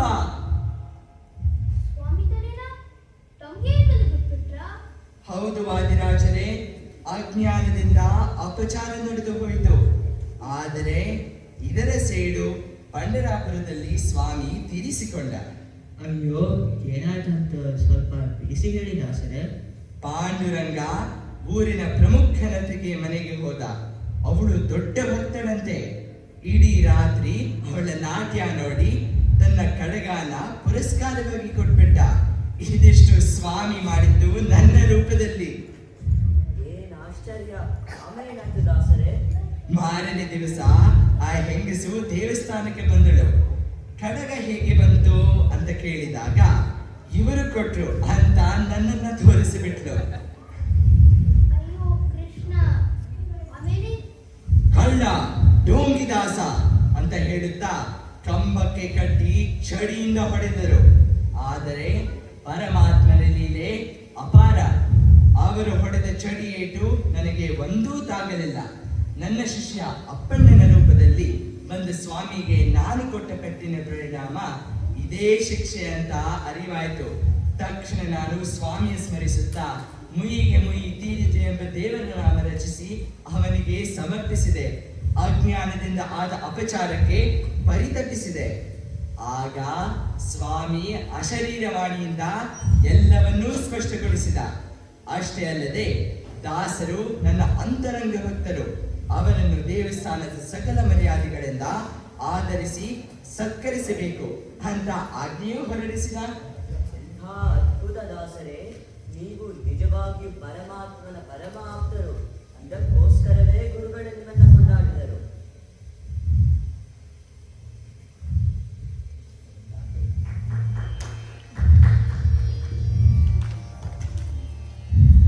ವಾಸುದೇವ ಕೃಷ್ಣನ ಸೂಸಿ ಪೂಜಿಸುವಂತ ದಾಸನೆಂದರೆ ಪುರಂದರ ದಾಸರಯ್ಯ.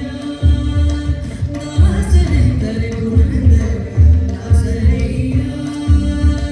ವಾಸುದೇವ ಕೃಷ್ಣನ ಸೂಸಿ ಪೂಜಿಸುವಂತ ದಾಸನೆಂದರೆ ಪುರಂದರ ದಾಸರಯ್ಯ. ದಾಸನೆಂದರೆ ಪುರಂದರ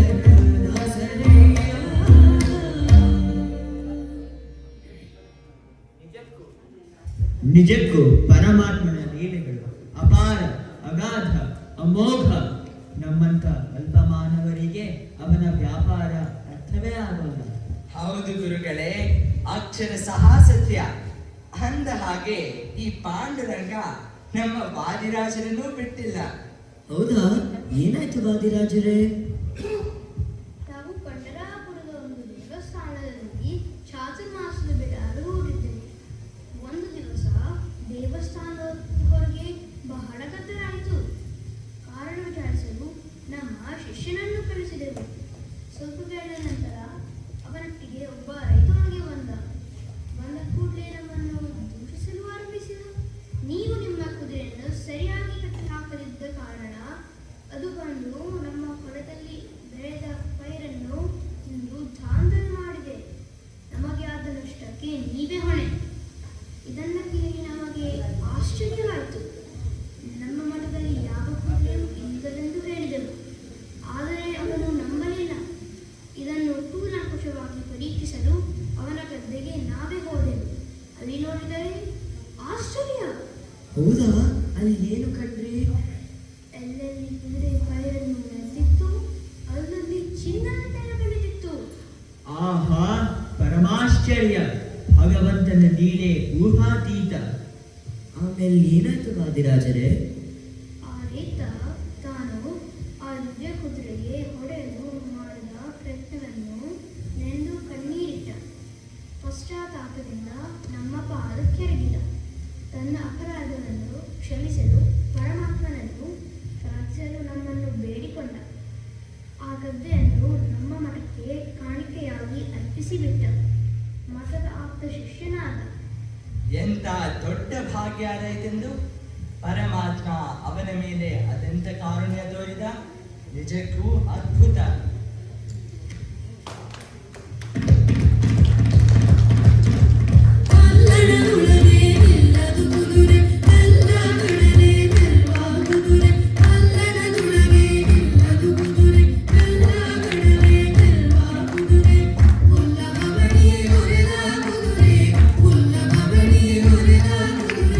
ಜಲ್ವಾಯ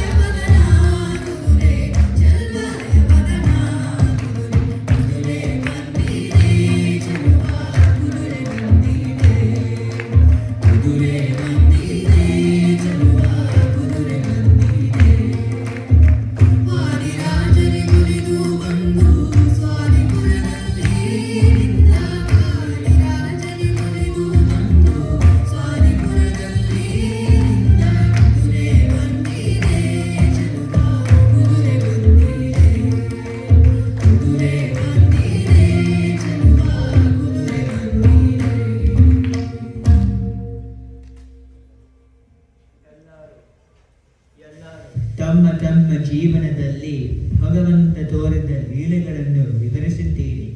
ನಿಮ್ಮ ಅನುಭವಗಳನ್ನು ಕೇಳಿ ಅತ್ಯಾನಂದವಾಯಿತು.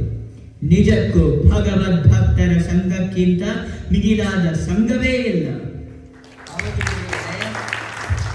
ಪರಮಾತ್ಮನ ಪರಮಾನುಗ್ರಹಕ್ಕೆ ಪಾತ್ರರಾದವರ ಸತ್ಸಂಗ ಗಂಗಾ ಸ್ನಾನದಂತೆ ಹೇಳಿದವರನ್ನು ಕೇಳಿದವರನ್ನು ಪವಿತ್ರಗೊಳಿಸುತ್ತೆ. ಆದರೆ ಒಂದೇ ಒಂದು ಕೊರತೆ ಭಾಸವಾಗ್ತಿದೆ. ಕೊರತೆ? ಯಾವ ಕೊರತೆ ದಾಸರೇ? ಇಂಥ ದಿವ್ಯ ಸಭೆಯಲ್ಲಿ ನಮ್ಮ ಕನಕದಾಸರೇ ಇಲ್ಲವಲ್ಲ, ಅದೇ ಕೊರತೆ. ಅವರಿಗಾದ ದಿವ್ಯ ಅನುಭವ ಕೇಳೋ ಆಸೆ ಆಗ್ತಾ ಇದೆ. ಹೌದು, ಸತ್ಯವಾದ ಮಾತು. ಕನಕನ ಮೇಲೆ ಪರಮಾತ್ಮನಿಗೆ ವಿಪರೀತ ಪ್ರೀತಿ. ಆತ ಇದ್ದಿದ್ದರೆ ಚೆನ್ನಾಗಿರ್ತಿತ್ತು. ಅದಕ್ಕೇನಂತೆ ಗುರುಗಳೇ, ತಾವು ಹೇಳಿ ಕಳಿಸಿ, ಅವರು ತಕ್ಷಣ ಓಡಿ ಬರ್ತಾರೆ. ಈ ವ್ಯಕ್ತಿನನ್ನ ಕಳಿಸಿ ಕನಕದಾಸನ್ನು ಕರೆಸೋಣ. ಏನಪ್ಪಾ, ಸ್ವಲ್ಪ ಬರ್ತೀಯಾ?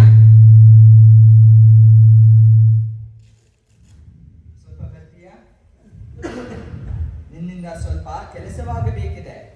ಅಪ್ಪಣೆ ಬುದ್ಧಿ, ಆಜ್ಞೆ ಮಾಡಿ. ನಿನಗೆ ಕನಕದಾಸರು ಗೊತ್ತಾ? ಹೋಗಿ ಕನಕದಾಸರನ್ನು ಕರ್ಕೊಂಡು ಬಾ. ನಮ್ಮ ಆಜ್ಞೆ ಅಂತ ಹೇಳು. ನಮ್ಮ ಕಾರ್ಯ ಮಾಡಿದರೆ ನಿನಗೆ ಏನ್ ಬೇಕೋ ಬರ್ತೀವಿ. ಅಪ್ಪಣೆ ಬುದ್ಧಿ, ನೀವು ಕೆಲಸ ಮಾಡೋಕೆ ಬಹುಮಾನ ಯಾಕೆ ಬುದ್ಧಿ? ಕೆಲಸ ಮಾಡೋವರಿಗೆ ಬಹುಮಾನ ಕೊಡಲು ನಮ್ಮ ಧರ್ಮ. ಹೋಗಿ ಬಾ. ಅಪ್ಪಣೆ ಬುದ್ಧಿ.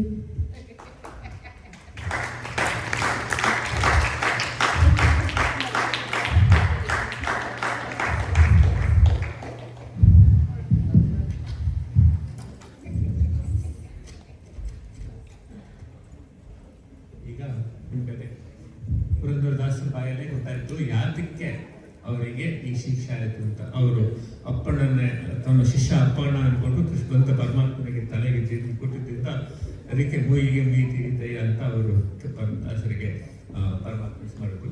ಇಲ್ಲಿ ಒಂದು ಸ್ವಾರಸ್ಯವಾದ ಪ್ಯಾರಲಲ್ ನಾನು ನಿಮಗೆ ಹೇಳಬೇಕು, ಸ್ವತಃ ವೈಯಕ್ತಿಕ ವಿಚಾರ. ಈಗ ಒಂದು 70-80 ವರ್ಷದ ಕೆಳಗೆ ಭಕ್ತ ಕನಕದಾಸ ಅಂತ ಸಿನಿಮಾ ಬಂದಿತ್ತು, ನೀವು ಅದನ್ನ ನೋಡಿರ್ಬೋದು. ಆ ಭಕ್ತ ಕನಕದಾಸದಲ್ಲಿ ಇದೇ ರೀತಿಯಾದ ಒಂದು ಸನ್ನಿವೇಶ. ಅದು ಆಯ್ತೋ ಇಲ್ವೋ ಅನ್ನೋದು ಬೇರೆ ಪ್ರಶ್ನೆ. ಅದು ಆಯ್ತು ಅಂದರೆ ಯೋಗಿ ತರಟಕ್ಕೆ ಹೋಗ್ತಾರೆ. ಆಯ್ತೋ ಇಲ್ಲೋ ಬೇರೆ ಪ್ರಶ್ನೆ. ಸಿನಿಮಾದಲ್ಲಿ ಹೀಗೆ ತೋರಿಸಿದ್ದಾರೆ. ಕನಕದಾಸರನ್ನ ಒಂದು ಇದಕ್ಕೆ ಕಟ್ಟಿ ಚಡಿ ಹೊಡಿತಾರೆ. ಅವಾಗ ಕೃಷ್ಣನ ಒಂದು ಅನುಗ್ರಹ ಆಗುತ್ತೆ. ಇಲ್ಲಿ ನಾನು ಏನು ಕಾರಣ ಅಂತಂದ್ರೆ, ಆ ಸನ್ನಿವೇಶ 70 ವರ್ಷ ಆದ್ಮೇಲೆ ಅದೇ ರೀತಿಯಾದ ಒಂದು ಸನ್ನಿವೇಶ ಇಲ್ಲಿ ತೋರಿಸ್ತಕ್ಕಂಥ ಭಾಗ್ಯ ನನಗೆ ಬಂದಿದೆ. ಅವತ್ತು ಅದನ್ನ ಅಲ್ಲಿ ನಮ್ಮ ತಂದೆ ಮಾಡಿದ್ರು, ಇವತ್ತು ನಾನು ಮಾಡ್ತಾ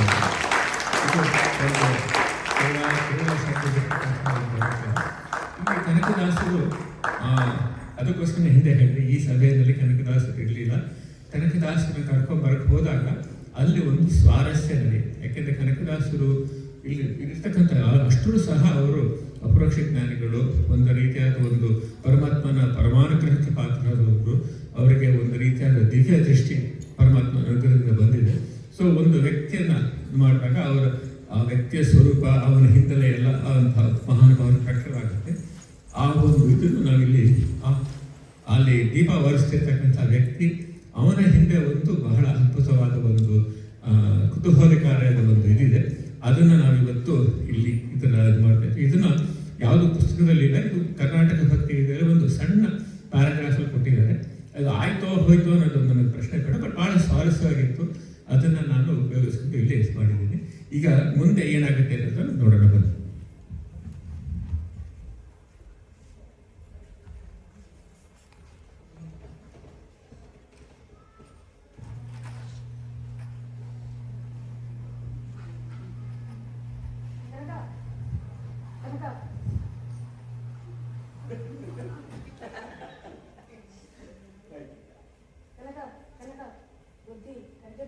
ಯಾರು ವ್ಯಾಸರಾಜ ಗುರುಗಳ?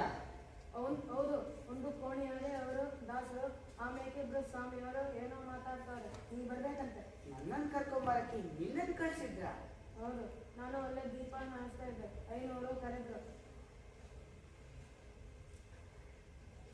ನೀನು ಅವರ ನೋಡಿದಾಗ ಹೆದ್ರು ಬೇಡ. ಅವ್ರೇನ್ ಮಾಡ್ತಿದ್ರು ಹೇಳು. ಅಯ್ಯೋ ಬಿಡು ಕನಕ, ದೊಡ್ಡವರ ವಿಚಾರ ನಮ್ಗೆ ಯಾಕೆ? ಇದು ತುಂಬಾ ಮುಖ್ಯವಾದ ವಿಚಾರ. ಪರವಾಗಿಲ್ಲ, ಹೆದರಬೇಡ. ಅವ್ರು ಏನ್ ಮಾಡ್ತಿದ್ರು ಹೇಳು. ನನ್ಗೆ ಗೊತ್ತಿಲ್ಲ ಕನಕ. ಮಸಿ ನಗೋರು ಆಮ್ಯಾಕೆ ಹೇಳೋರು ನನ್ಗೇನು ತೋರ್ಸ್ನಿಲ್ಲ. ನನ್ನನ್ನು ಕರ್ಕೊಂಬಂದ ನಿಂಗೇನಾದ್ರು ಕೊಡ್ತೀನಿ ಹೇಳಿದ್ರ? ನನ್ಗೇನ್ ಬೇಕೋ ಕೊಡ್ತಾರಂತೆ. ಒಳ್ಳೇದಾಯ್ತು. ನೀನೇನ್ ಕೇಳ್ಬೇಕು ಅಂದಿದ್ಯಾ? ಬೇಡಪ್ಪ, ದೊಡ್ಡವ್ರ ತಾವ್ ಏನ್ ಕೇಳೋದು, ಅವ್ರೇನ್ ಕೊಟ್ಟರೆ ಇಸ್ಕೊತೀನಿ. ಅಯ್ಯೋ, ತಪ್ಪು ಮಾತ್ರ ಮಾಡ್ಬೇಡ. ಕೊಡ್ತೀನಿ ಅಂತ ಹೇಳಿದ್ರಲ್ಲ, ಸರಿಯಾಗಿ ಬಲ ಬೀಸು.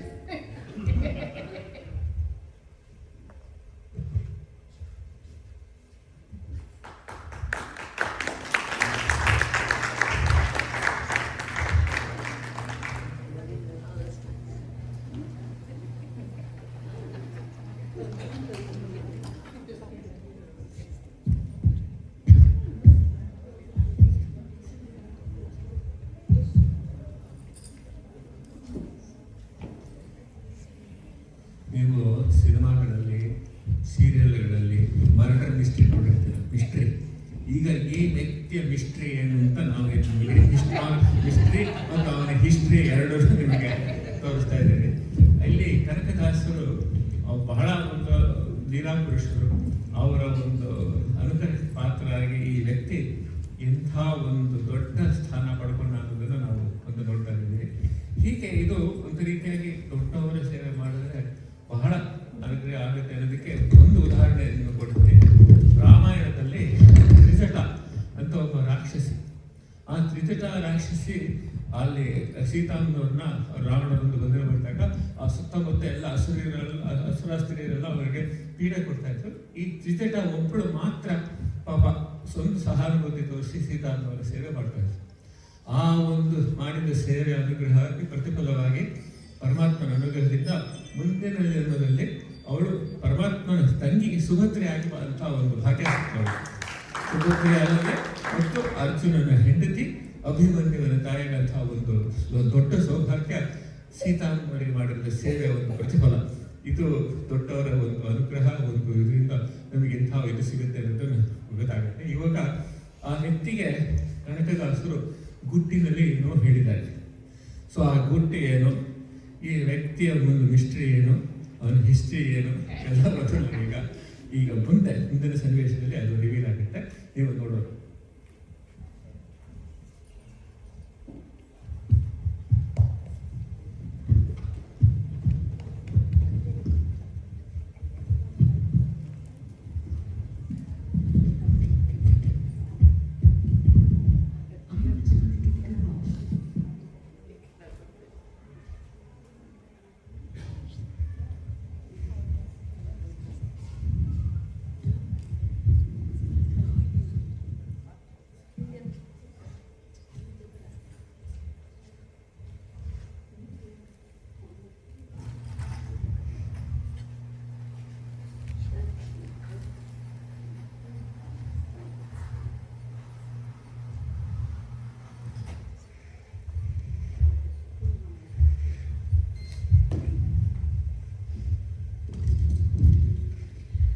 ಕನಕ, ನೀನಿಲ್ಲದೆ ಈ ಸಭೆ ಅಪೂರ್ಣವಾಗಿತ್ತು. ಅದು ನನ್ನ ಭಾಗ್ಯ ಗುರುಗಳೇ. ನನ್ನ ಕರೆಸಿದ ಕಾರಣ ನೀನನ್ನು ಹೋಗಬಹುದು. ಆ ವ್ಯಕ್ತಿಗೆ ಏನಾದರೂ ಬಹುಮಾನ ಕೊಡ್ತೀರಾ ಗುರುಗಳೇ? ಪಾಪ ಬಿಸಿಲಲ್ಲಿ ಅಲೆದು ಅಲೆದು ನನ್ನನ್ನು ಹುಡ್ಕೊಂಡ್ಬಂದಿದ್ದಾನೆ. ಹೌದು, ಬಹುಮಾನದ ವಿಚಾರ ಮತ್ತೆ ಹೋಗಿತ್ತು. ನಿನಗೆ ಏನ್ ಬೇಕಪ್ಪ? ಸಂಕೋಚ ಮಾಡ್ಕೋಬೇಡ, ಏನ್ ಬೇಕೋ ಕೇಳು, ರಾಯನಿಗೆ ಹೇಳಿ ಕೊಡಿಸ್ತೀವಿ. ಬುದ್ಧಿ ಸಣ್ಣ ಬಾಯಿಗೆ ದೊಡ್ಡ ಮಾತು. ನಾನು ನೋಡ್ತಾನೆ ಇದೆ ಬುದ್ಧಿ. ನೀವೆಲ್ಲ ವಸಿ ಹೇಳ್ತಿದ್ರಿ, ವಸಿ ನಗ್ತಿದ್ರಿ. ನನಗೆ ವಸಿ ಅನ್ನೋದು, ವಸಿ ಹಾಕೋದು ಎಲ್ದೋ ಕೊಡಿ ಬುದ್ಧಿ. ನೋಡಿದ್ರ ಗುರುಗಳೇ, ಕನಕದಾಸರು ಬಂದ ತಕ್ಷಣ ಒಂದು ಸ್ವಾರಸ್ಯ ಮಾಡಿ ಬಿಟ್ರು. ಹೌದು, ಇದು ಕನಕನ ಕಿತಾಪತಿನೇ.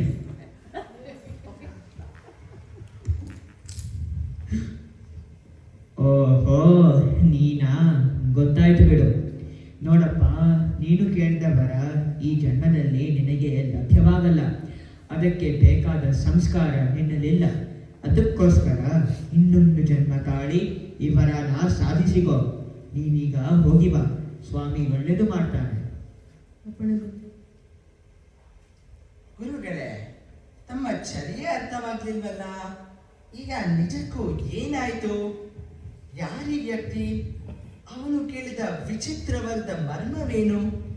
ತಾವ್ಯಾಕೆ ಅವನನ್ನ ದೃಷ್ಟಿಸಿ ನೋಡಿದ್ರಿ? ದಯವಿಟ್ಟು ನಮಗೆಲ್ಲ ಎಲ್ಲವನ್ನು ತಿಳಿ ಹೇಳಿ ಗುರುಗಳೇ. ಆಶ್ಚರ್ಯ, ಪರಮಾಶ್ಚರ್ಯ. ಆ ವ್ಯಕ್ತಿ ಮತ್ತಾರೂ ಅಲ್ಲ, ನಾವು ಪ್ರಹ್ಲಾದ ರೂಪ ತಾಳಿದಾಗ ಆತ ನಮ್ಮ ತಮ್ಮ ಪ್ರಹ್ಲಾದ ಆಗಿದ್ದ.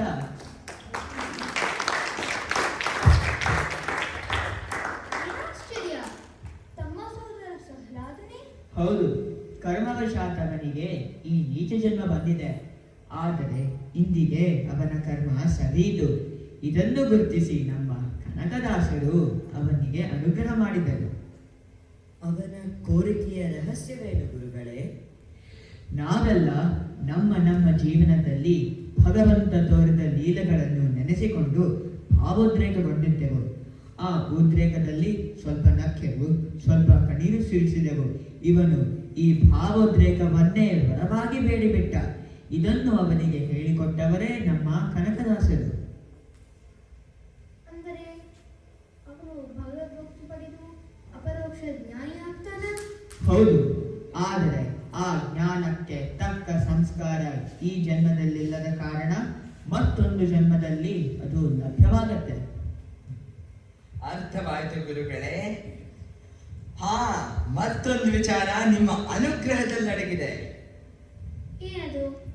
ಇಲ್ಲಿ ಎಲ್ಲರೂ ವ್ಯಾಸ ಸಾಹಿತ್ಯ ಮತ್ತು ದಾಸ ಸಾಹಿತ್ಯದಲ್ಲಿ ನಿಷ್ಣಾತರು. ಈಗ ಪ್ರಹ್ಲಾದನೂ ಸಹ ನಿಮ್ಮ ಅನುಗ್ರಹದಿಂದ ದಾಸ ಸಾಹಿತ್ಯ ಮತ್ತು ವ್ಯಾಸ ಸಾಹಿತ್ಯದಲ್ಲಿ ಖ್ಯಾತನಾಗ್ತಾನೆ. ಜಗನ್ನಾಥನ ಇಚ್ಛೆ ಇದ್ದರೆ ಖಂಡಿತವಾಗಿಯೂ ಆಗ್ತಾನೆ. ಗುರುಗಳೇ, ತಮ್ಮ ಆಶೀರ್ವಾದ ಎಂದು ವಿಫಲವಾಗಲ್ಲ. ಜಗನ್ನಾಥನು ಒಲಿತಾನೆ, ವಿಠಲನು ಒಲಿತಾನೆ. ಸಮಗ್ರವಾಗಿ ಹೇಳೋದಾದ್ರೆ ಜಗನ್ನಾಥ ವಿಠಲ ಒಲಿತಾನೆ.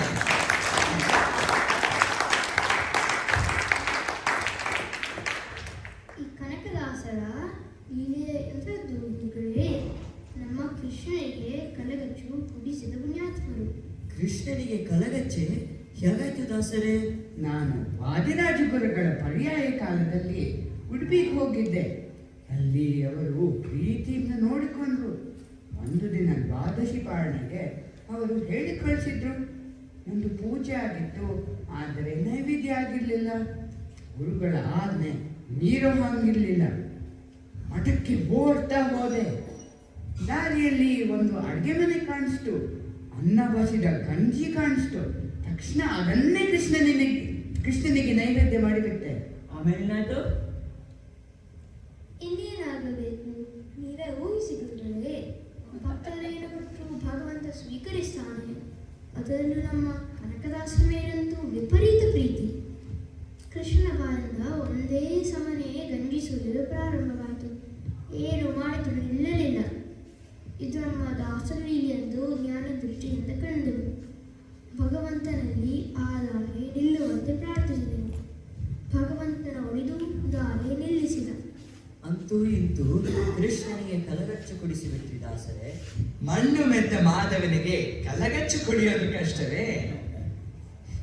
ದಾಸರಿಗೆ ಸ್ವಾಮಿ ತೋರಿದ ಅನುಗ್ರಹದ ಜ್ಞಾಪಕಾರ್ಥವಾಗಿ ಅಂದಿನಿಂದ ಒಂದು ಹೊಸ ಸಂಪ್ರದಾಯ ಶುರು ಮಾಡಿದೆವು.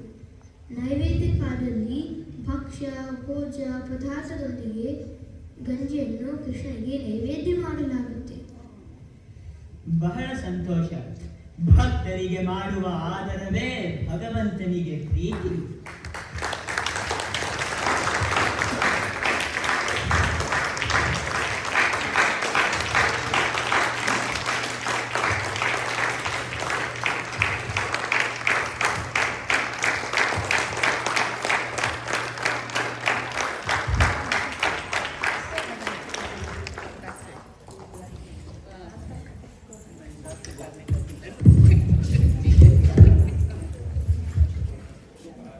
ಇಲ್ಲಿಂದಲ್ಲ, ಭಾರತದಲ್ಲಿ ಹಾಗೆ ಆಗಿದೆ.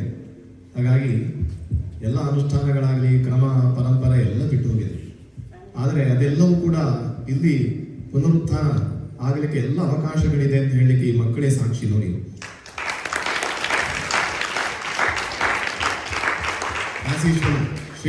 ಶ್ರೀಪ್ರಸಾದ್ ಅವರು ತುಂಬ ತಲೆ ಖರ್ಚು ಮಾಡಿ ಒಳ್ಳೆ ರೀತಿಯಲ್ಲಿ ಒಂದು ಪ್ರೆಸೆಂಟೇಷನ್ ಚೆನ್ನಾಗಿ, ಅವರಿಗೆ ಆ ಸಾಮರ್ಥ್ಯವಿದೆ, ರಕ್ತಗತವಾಗಿ ಇದೆ. ಅದು ಇನ್ನು ಮುಂದೆ ಕೂಡ ಅದು ಬರ್ತಾನೆ ಇರುತ್ತೆ. ಇನ್ನು ತುಂಬ ನೋಡಲಿಕ್ಕೆ ಇದ್ದಾರೆ.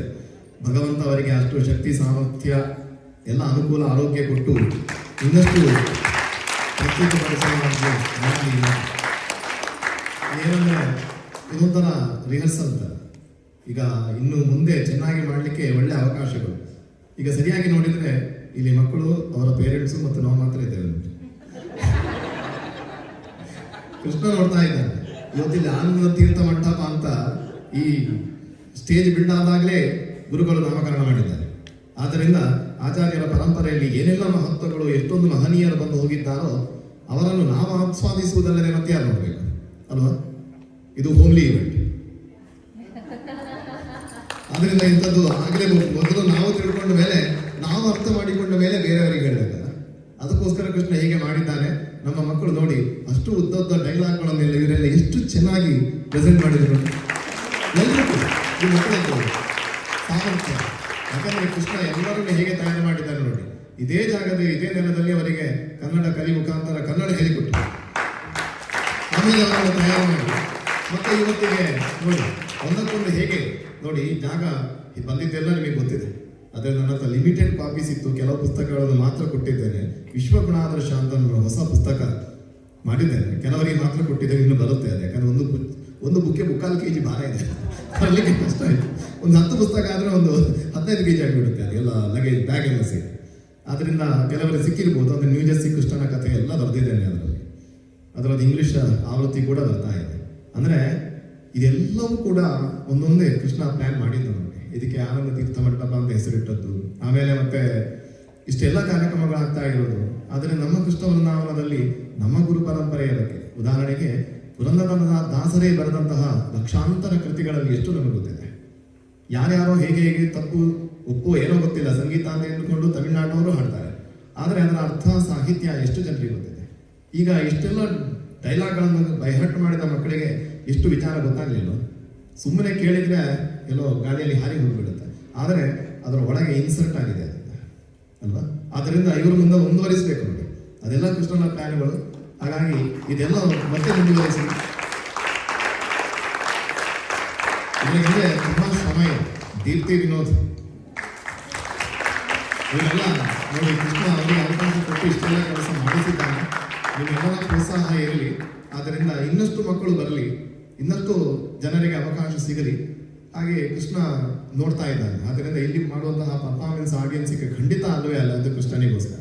ಆದ್ದರಿಂದ ಅವನು ನೋಡ್ತಾ ಇದ್ದಾನೆ, ಅವನ ಅನುಗ್ರಹಗಳಿಗೆ ಎಲ್ಲಿಗೂ ಆಗ್ತದೆ.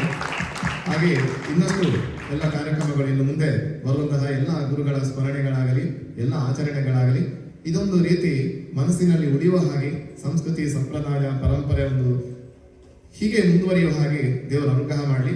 ಇದಕ್ಕೆಲ್ಲ ಎಲ್ಲ ರೀತಿಯಲ್ಲಿಯೂ ಸಹಾಯವನ್ನು, ಸಹಕಾರವನ್ನು, ಹಾಗೆ ಎಲ್ಲ ವ್ಯವಸ್ಥೆಗಳನ್ನು ಮಾಡಲಿಕ್ಕೆ ಪ್ರಯತ್ನ ಮಾಡಿದಂತಹ ಎಲ್ಲರಿಗೂ ಕೂಡ ಕೃಷ್ಣನ ಗುರು ಪರಂಪರೆಯ ಅನುಗ್ರಹ ಆಗಲಿ ಅಂತ. ಯಾಕಂದರೆ ಇದೆಲ್ಲವೂ ಕೂಡ ನಮಗೆ ಎಷ್ಟೋ ವಿಚಾರಗಳು ನಮಗೆ ಗೊತ್ತೇ ಇಲ್ಲ. ಮಕ್ಕಳಿಗೆ ನಾನು ಹಾಗೆ ಹೇಳಿದ ಹಾಗೆ ಸ್ಕೂಲ್ಗೆ ಹೋಗಿ ಹೋಮ್ವರ್ಕ್ ಮಾಡಿ ನೀವು ಅದನ್ನು ಓದಿ ಏನು ಯಾವ್ಯಾವುದೋ ಎಕ್ಸಾಮ್ಗಳನ್ನು ತಯಾರು ಮಾಡಿಬಿಡ್ತಾರೆ. ಜೀವನಕ್ಕೆ ಯಾವುದು ಉಪಯೋಗ ಬರ್ತದೆ ಅಂತ ನಮಗೂ ಗೊತ್ತಿದೆ ಅಲ್ವಾ? ಆದ್ದರಿಂದ ಮಕ್ಕಳಿಗೆ ಚೆನ್ನಾಗಿ ಸಾರು ಹುಳಿ ಮಾಡಲಿಕ್ಕೆ ಹೇಳಿಕೊಟ್ರೆ ಚೆನ್ನಾಗಿ ಬದುಕ್ತಾರೆ, ಆರೋಗ್ಯವಾಗಿ ಸ್ವಲ್ಪ ಜಾಸ್ತಿ ಸಮಯ ಬದುಕಬಹುದು. ಆದರೆ ನಾವೇನು ಹೇಳಿಕೊಡ್ತಾ ಇದ್ದೇವೆ ಅವರಿಗೆ? ಬೇರೆಲ್ಲ ಹೇಳಿಕೊಟ್ಟು ಆಯುಷ್ಯಕ್ಕೆ, ಆರೋಗ್ಯಕ್ಕೆ ಮತ್ತೆ ನಿಜವಾಗಿ ಜೀವನಕ್ಕೆ ಉಪಯೋಗ ಬರೋದನ್ನು ನಾವು ಭಾಷೆಯಿಂದ ಹೇಳೋದೆಲ್ಲ ಹೇಳಿಕೊಡೋದನ್ನು ನಿಲ್ಲಿಸಿ ಬಿಟ್ಟಾಗಿದೆ. ಅದು ಇನ್ನಾದರೂ ಕೂಡ ನಿಮ್ಗೆ ಗೊತ್ತಿರಬಹುದು, ಎಲ್ಲ ಗೊತ್ತಿರುವಂಥದ್ದೇ. ನೋಡಿ, ಟೇಪ್ ರೆಕಾರ್ಡರ್ ಇತ್ತು, ಅದಕ್ಕಿಂತ ಮುಂಚೆ ಏನು ಡಿಸ್ಕ್ ಪ್ಲೇಯರ್ ಇತ್ತು, ಗ್ರಾಮಫೋನ್ ಅಂತ ಇತ್ತು. ಅದರ ಹಿಂದೆ ಎಷ್ಟೆಲ್ಲ ಶ್ರಮಗಳು, ಅದರ ಹಿಂದೆ ಅದನ್ನು ಕಲಿಯುವುದೇನು, ಅದನ್ನು ಆಪರೇಟ್ ಮಾಡಲಿಕ್ಕೆ ತಿಳ್ಕೊಳ್ಳೋದೇನು, ಇಂಥದ್ದೆಲ್ಲ ಬಂದಿತ್ತು. ಈಗ ಯಾವತ್ತಾದರೂ ಅದು ಉಪಯೋಗಕ್ಕೆ ಇದೆಯಾ? ಅದು ಎಷ್ಟೋ ನಾಟ್ ರಿಲೆವೆಂಟ್ ಅಂತ. ಹಾಗೆ ನಾವು ಎಷ್ಟು ಪರಿಶ್ರಮ ಪಟ್ಟರು, ಎಷ್ಟು ಸಂಪತ್ತಿದ್ರೂ ಕೂಡ ಈ ಮಕ್ಕಳಿಗೂ ಅರ್ಥ ಆಗಬೇಕಾದ್ರು ನಮಗೆ ಈ ಒಂದು ಭೂಮಿಯಲ್ಲಿ ಇರುವವರೆಗೆ ಮಾತ್ರ ಅಲ್ಲ ನಮ್ಮ ಜೀವನ, ನಂತರ ಇದೆಯಲ್ಲ. ಅದರಿಂದ ಇಷ್ಟರ ತನಕ ಮಾಡಿದೆಲ್ಲವೂ ಕೂಡ ವೇಸ್ಟ್ ಆಗ್ತದೆ. ಬೇರೆಲ್ಲವನ್ನು ಬಿಟ್ಟು ಅಂದರೆ ಬೇರೆ ಎಲ್ಲವನ್ನು ಮಾಡಿಕೊಂಡು ಇದನ್ನು ಆಧ್ಯಾತ್ಮ ವಿದ್ಯೆಯನ್ನು ಬಿಟ್ಟರೆ ಮತ್ತೆ ನಿಜವಾಗಿ ನಮ್ಮ ಜೊತೆಗೆ ಬರುವಂಥದ್ದೇ ಅಲ್ವಾ. ಆದ್ದರಿಂದ ಎಷ್ಟೆಲ್ಲ ಪರಿಶ್ರಮಗಳು ಮಾಡಿದರೂ ಕೂಡ ಹೋಗುವಾಗ ನಾವು ಕಾಲಿ ಕೈಯಲ್ಲಿ ಹೋಗಬೇಕಾಗ್ತದೆ. ಆದ್ದರಿಂದ ಇಷ್ಟೆಲ್ಲ ಮಾಡಿದ್ದಕ್ಕೆ ಪುಣ್ಯವು ಅದರ ಜೊತೆಗೆ ಜ್ಞಾನವೂ ಬಂತು ಅಂತ ಹೇಳಿದರೆ ಎಲ್ಲ ಗುರುಗಳ ಸ್ಮರಣೆಯೂ ಕೂಡ ಅದು ಸಾರ್ಥಕ ಅಂತ ಆಗ್ತದೆ. ರಾಯರ ಆರಾಧನೆ ಹಾಗೆ ಅದೊಂದು ಅಷ್ಟಾದರೂ ಮಾಡ್ತಾರಲ್ಲ ಅಂತ ಒಂದು ಸಂತೋಷ ಸಮಾಧಾನ ಇದೆ, ಆದರೆ ಅಷ್ಟು ಸಾಕಾಗಲಿಕ್ಕಿಲ್ಲ, ರಾಯರು ಮೆಚ್ಚಲಿಕ್ಕಿಲ್ಲ. ಆರಾಧನೆ ದಿವಸ ಎಷ್ಟು ಭಕ್ತಿಗಳು ನಡೀತಾರೆ ಅಂತ ಗೊತ್ತಿದೆ ನಿಮಗೆ. ಆಮೇಲೆ ಒಂದು ಪ್ರವಚನ ಅಂತ ಮಾಡಿದಾಗ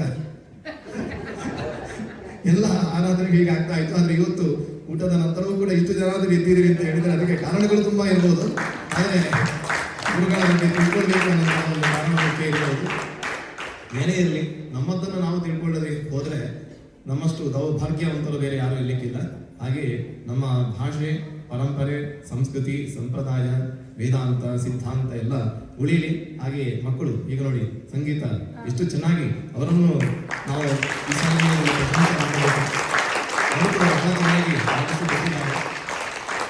ಅವರಿಗೂ ಕೃಷ್ಣ ಅನುಗ್ರಹ ಆಗಲಿ. ನಮ್ಮದೇ ಟ್ಯಾಲೆಂಟ್ಗಳು ಬೇರೆ ಹೊರಗಿಂದ ಏನೂ ತರಬೇಕಾಗಿಲ್ಲ, ನಮ್ಮಲ್ಲೇ ಎಲ್ಲವೂ ಇದೆ. ಆದ್ದರಿಂದ ಈ ಒಂದು ಬಾಂಧವ್ಯವು, ಈ ಒಂದು ಜೊತೆಗೆ ಐಕ್ಯಮತ್ಯವೂ ಕೂಡ ಹೀಗೆ ಮುಂದುವರಿಯಲಿ. ಎಲ್ಲರಿಗೂ ಕೂಡ ಭಗವಂತನ ಗುರುಗಳ ಪರಂಪರೆಯ ಅನುಗ್ರಹ ಆಗಲಿ. ಇನ್ನಷ್ಟು ಇಂತಹ ಒಂದು ಅಪೂರ್ವವಾದಂತಹ ವಿಶಿಷ್ಟವಾದಂತಹ ಕಾರ್ಯಕ್ರಮಗಳು ನಿಮ್ಮೆಲ್ಲರಿಂದಲೂ ಕೂಡ ಮತ್ತೆ ಮೂಡಿ ಬರಲಿ. ಶ್ರೀಪ್ರಸಾದ್ ಅವರೇ, get ready for next time. ಇನ್ನೊಂದು ಏನು ಅಂತ ಹೇಳಿದ್ರೆ, ಮಕ್ಕಳು ನೋಡಿ ಪ್ರೊಫೆಷನಲ್ ಆಗಿ ಬರ್ತಾ ಇದ್ದಾರೆ. ಪ್ರತಿ ಸಲ ಕೂಡ ಒಂದು ಬೆಟರ್ಮೆಂಟ್ ಕಾಣ್ತಾನೆ ಇದೆ. ಹಾಗೆಯೇ ಅದಕ್ಕೆ ಕೆಲವರು ಮಕ್ಕಳು ಪ್ರೊನೌನ್ಸ್ ಮಾಡೋದ್ರಲ್ಲಿ ಇವ್ ನೋಡಿ ಎಷ್ಟು ಕ್ಯೂಟ್ ಆಗಿತ್ತು. ಅವನು ಒಂದು ಬಂದು ನಿಂತರೆ ನಮಗೆ ಖುಷಿ ಆಗ್ತಾ ಇತ್ತು, ಎಲ್ಲರೂ ಕೂಡ ಎಂಜಾಯ್ ಮಾಡ್ತಾ ಇದ್ರು. ಹಾಗೆ ಆ ಮಕ್ಕಳಿಗೆ ಒಂದು ಧೈರ್ಯವೂ ಬರ್ತದೆ ನೋಡಿ. ಆ ಸ್ಟೇಜು ಮತ್ತೆ ನಮ್ಮದು, ನಮ್ಮ ಭಾಷೆ. ಬಹುಶಃ ಬೆಂಗಳೂರಲ್ಲಿ ಕೂಡ ಇಷ್ಟು ಚೆನ್ನಾಗಿ ಕನ್ನಡ ಪ್ರೊನೌನ್ಸ್ ಮಾಡೋದಿಲ್ಲ.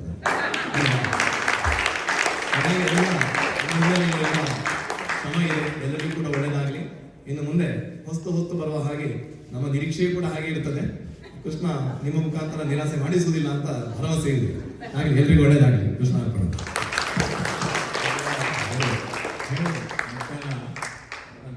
ಕಾರ್ಯಕ್ರಮ ಮಧ್ಯಾಹ್ನದ ಹೊತ್ತು ಸಾಧಾರಣ ಯಾರು ಇರಲ್ಲ ಅಂತ ನನಗೆ ಹೆದರ್ಸಿದ್ರು. ನಾನು ಒಂದೇ ಒಂದು ಪ್ರಶ್ನೆ ಕೇಳಿದೆ, ಯೋಗೀಂದ್ರ ಅವರು ಇರ್ತಾರ ಅಂತ. ಯೋಗೀಂದ್ರ ಅವರು ಇದ್ರೆ ಸಾಕು ನಮ್ಗೆ, ಇದೇ ಕೃಷ್ಣ ಇರ್ತದೆ, ಇಡೀ ಅಷ್ಟು ಸಾಕು ನಮ್ಗೆ.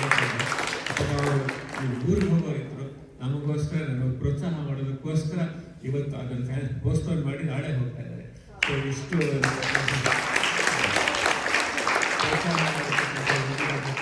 ನಮ್ಮೆಲ್ಲ ಸೌಕರ್ಯವನ್ನು ಲಭಿಸಿಕೊಟ್ಟಿರ್ತಕ್ಕಂಥ ರಾಘವೇಂದ್ರ ಭಕ್ತರಿಗೆ ನಾನು ಕೃತಜ್ಞತೆ ಹೇಳಿ, ಮತ್ತು ಈ ನಾಟಕಕ್ಕೆ ಮುಖ್ಯವಾಗಿ ಯಾರನ್ನು ನಾನು ಅಭಿನಂದನೆ ಮಾಡಬೇಕು. ಫಸ್ಟು ನಮ್ಮ ದೀಪ್ತಿ ವಿನೋದ್, ಬಹಳ ಸ್ಟೇಜ್ ಮೇಲೆ ತುಂಬ ಸಹಾಯ ಮಾಡಿದ್ದು ಸಂತೋಷ್, ಮೇಘನ. ನಾಟಕದ ಪ್ರತಿಯೊಂದು ಪ್ರಾಕ್ಟೀಸ್ಗೆ ನನಗೆ ಸಹಾಯ ಮಾಡಿರ್ತಕ್ಕಂಥ ಸುಬ್ಬು, ಆಮೇಲೆ ಶ್ರೀವಿದ್ಯಾ ಅವರು. ಮತ್ತು ಅದ್ಭುತವಾದ ಮುಗಿಗೆ ಕೇಳಿದಾಗ ನನ್ನ ನಿಜವರು ಕಣ್ಣಲ್ಲಿ ಇರೋದು ಅಷ್ಟು ಚೆನ್ನಾಗಿ ಪ್ರಹ್ಲಾದು, ಆಮೇಲೆ ನಮ್ಮ ಸಾಮೀತು ಪಾಪ ಮಕ್ಕಳು ಪ್ರತಿ ದಿವಸ ಸಾಯಂಕಾಲ ಪ್ರಾಕ್ಟೀಸ್ ಮಾಡಕ್ಕೆ ಒಂಚೂರು ಬೇಜಾರು ಮಾಡಿಕೊಡದೆ ಮಾಡಿರ್ತಕ್ಕಂಥ ಮಕ್ಕಳು. ಅವರ ಹಿಂದೆ ಅವ್ರನ್ನ ದಬ್ಬಿ ಮಾಡಿರ್ತಕ್ಕಂಥ ಎಲ್ಲ ಪೇರೆಂಟ್ ತಂದೆ ತಾಯಿಗಳಿಗೂ ನಾನು ಪ್ರತ್ಯಕ್ಷ ಹೇಳಿ ಶ್ರೀಕೃಷ್ಣ ಅರ್ಪಣೆ ಮಸ್ತು.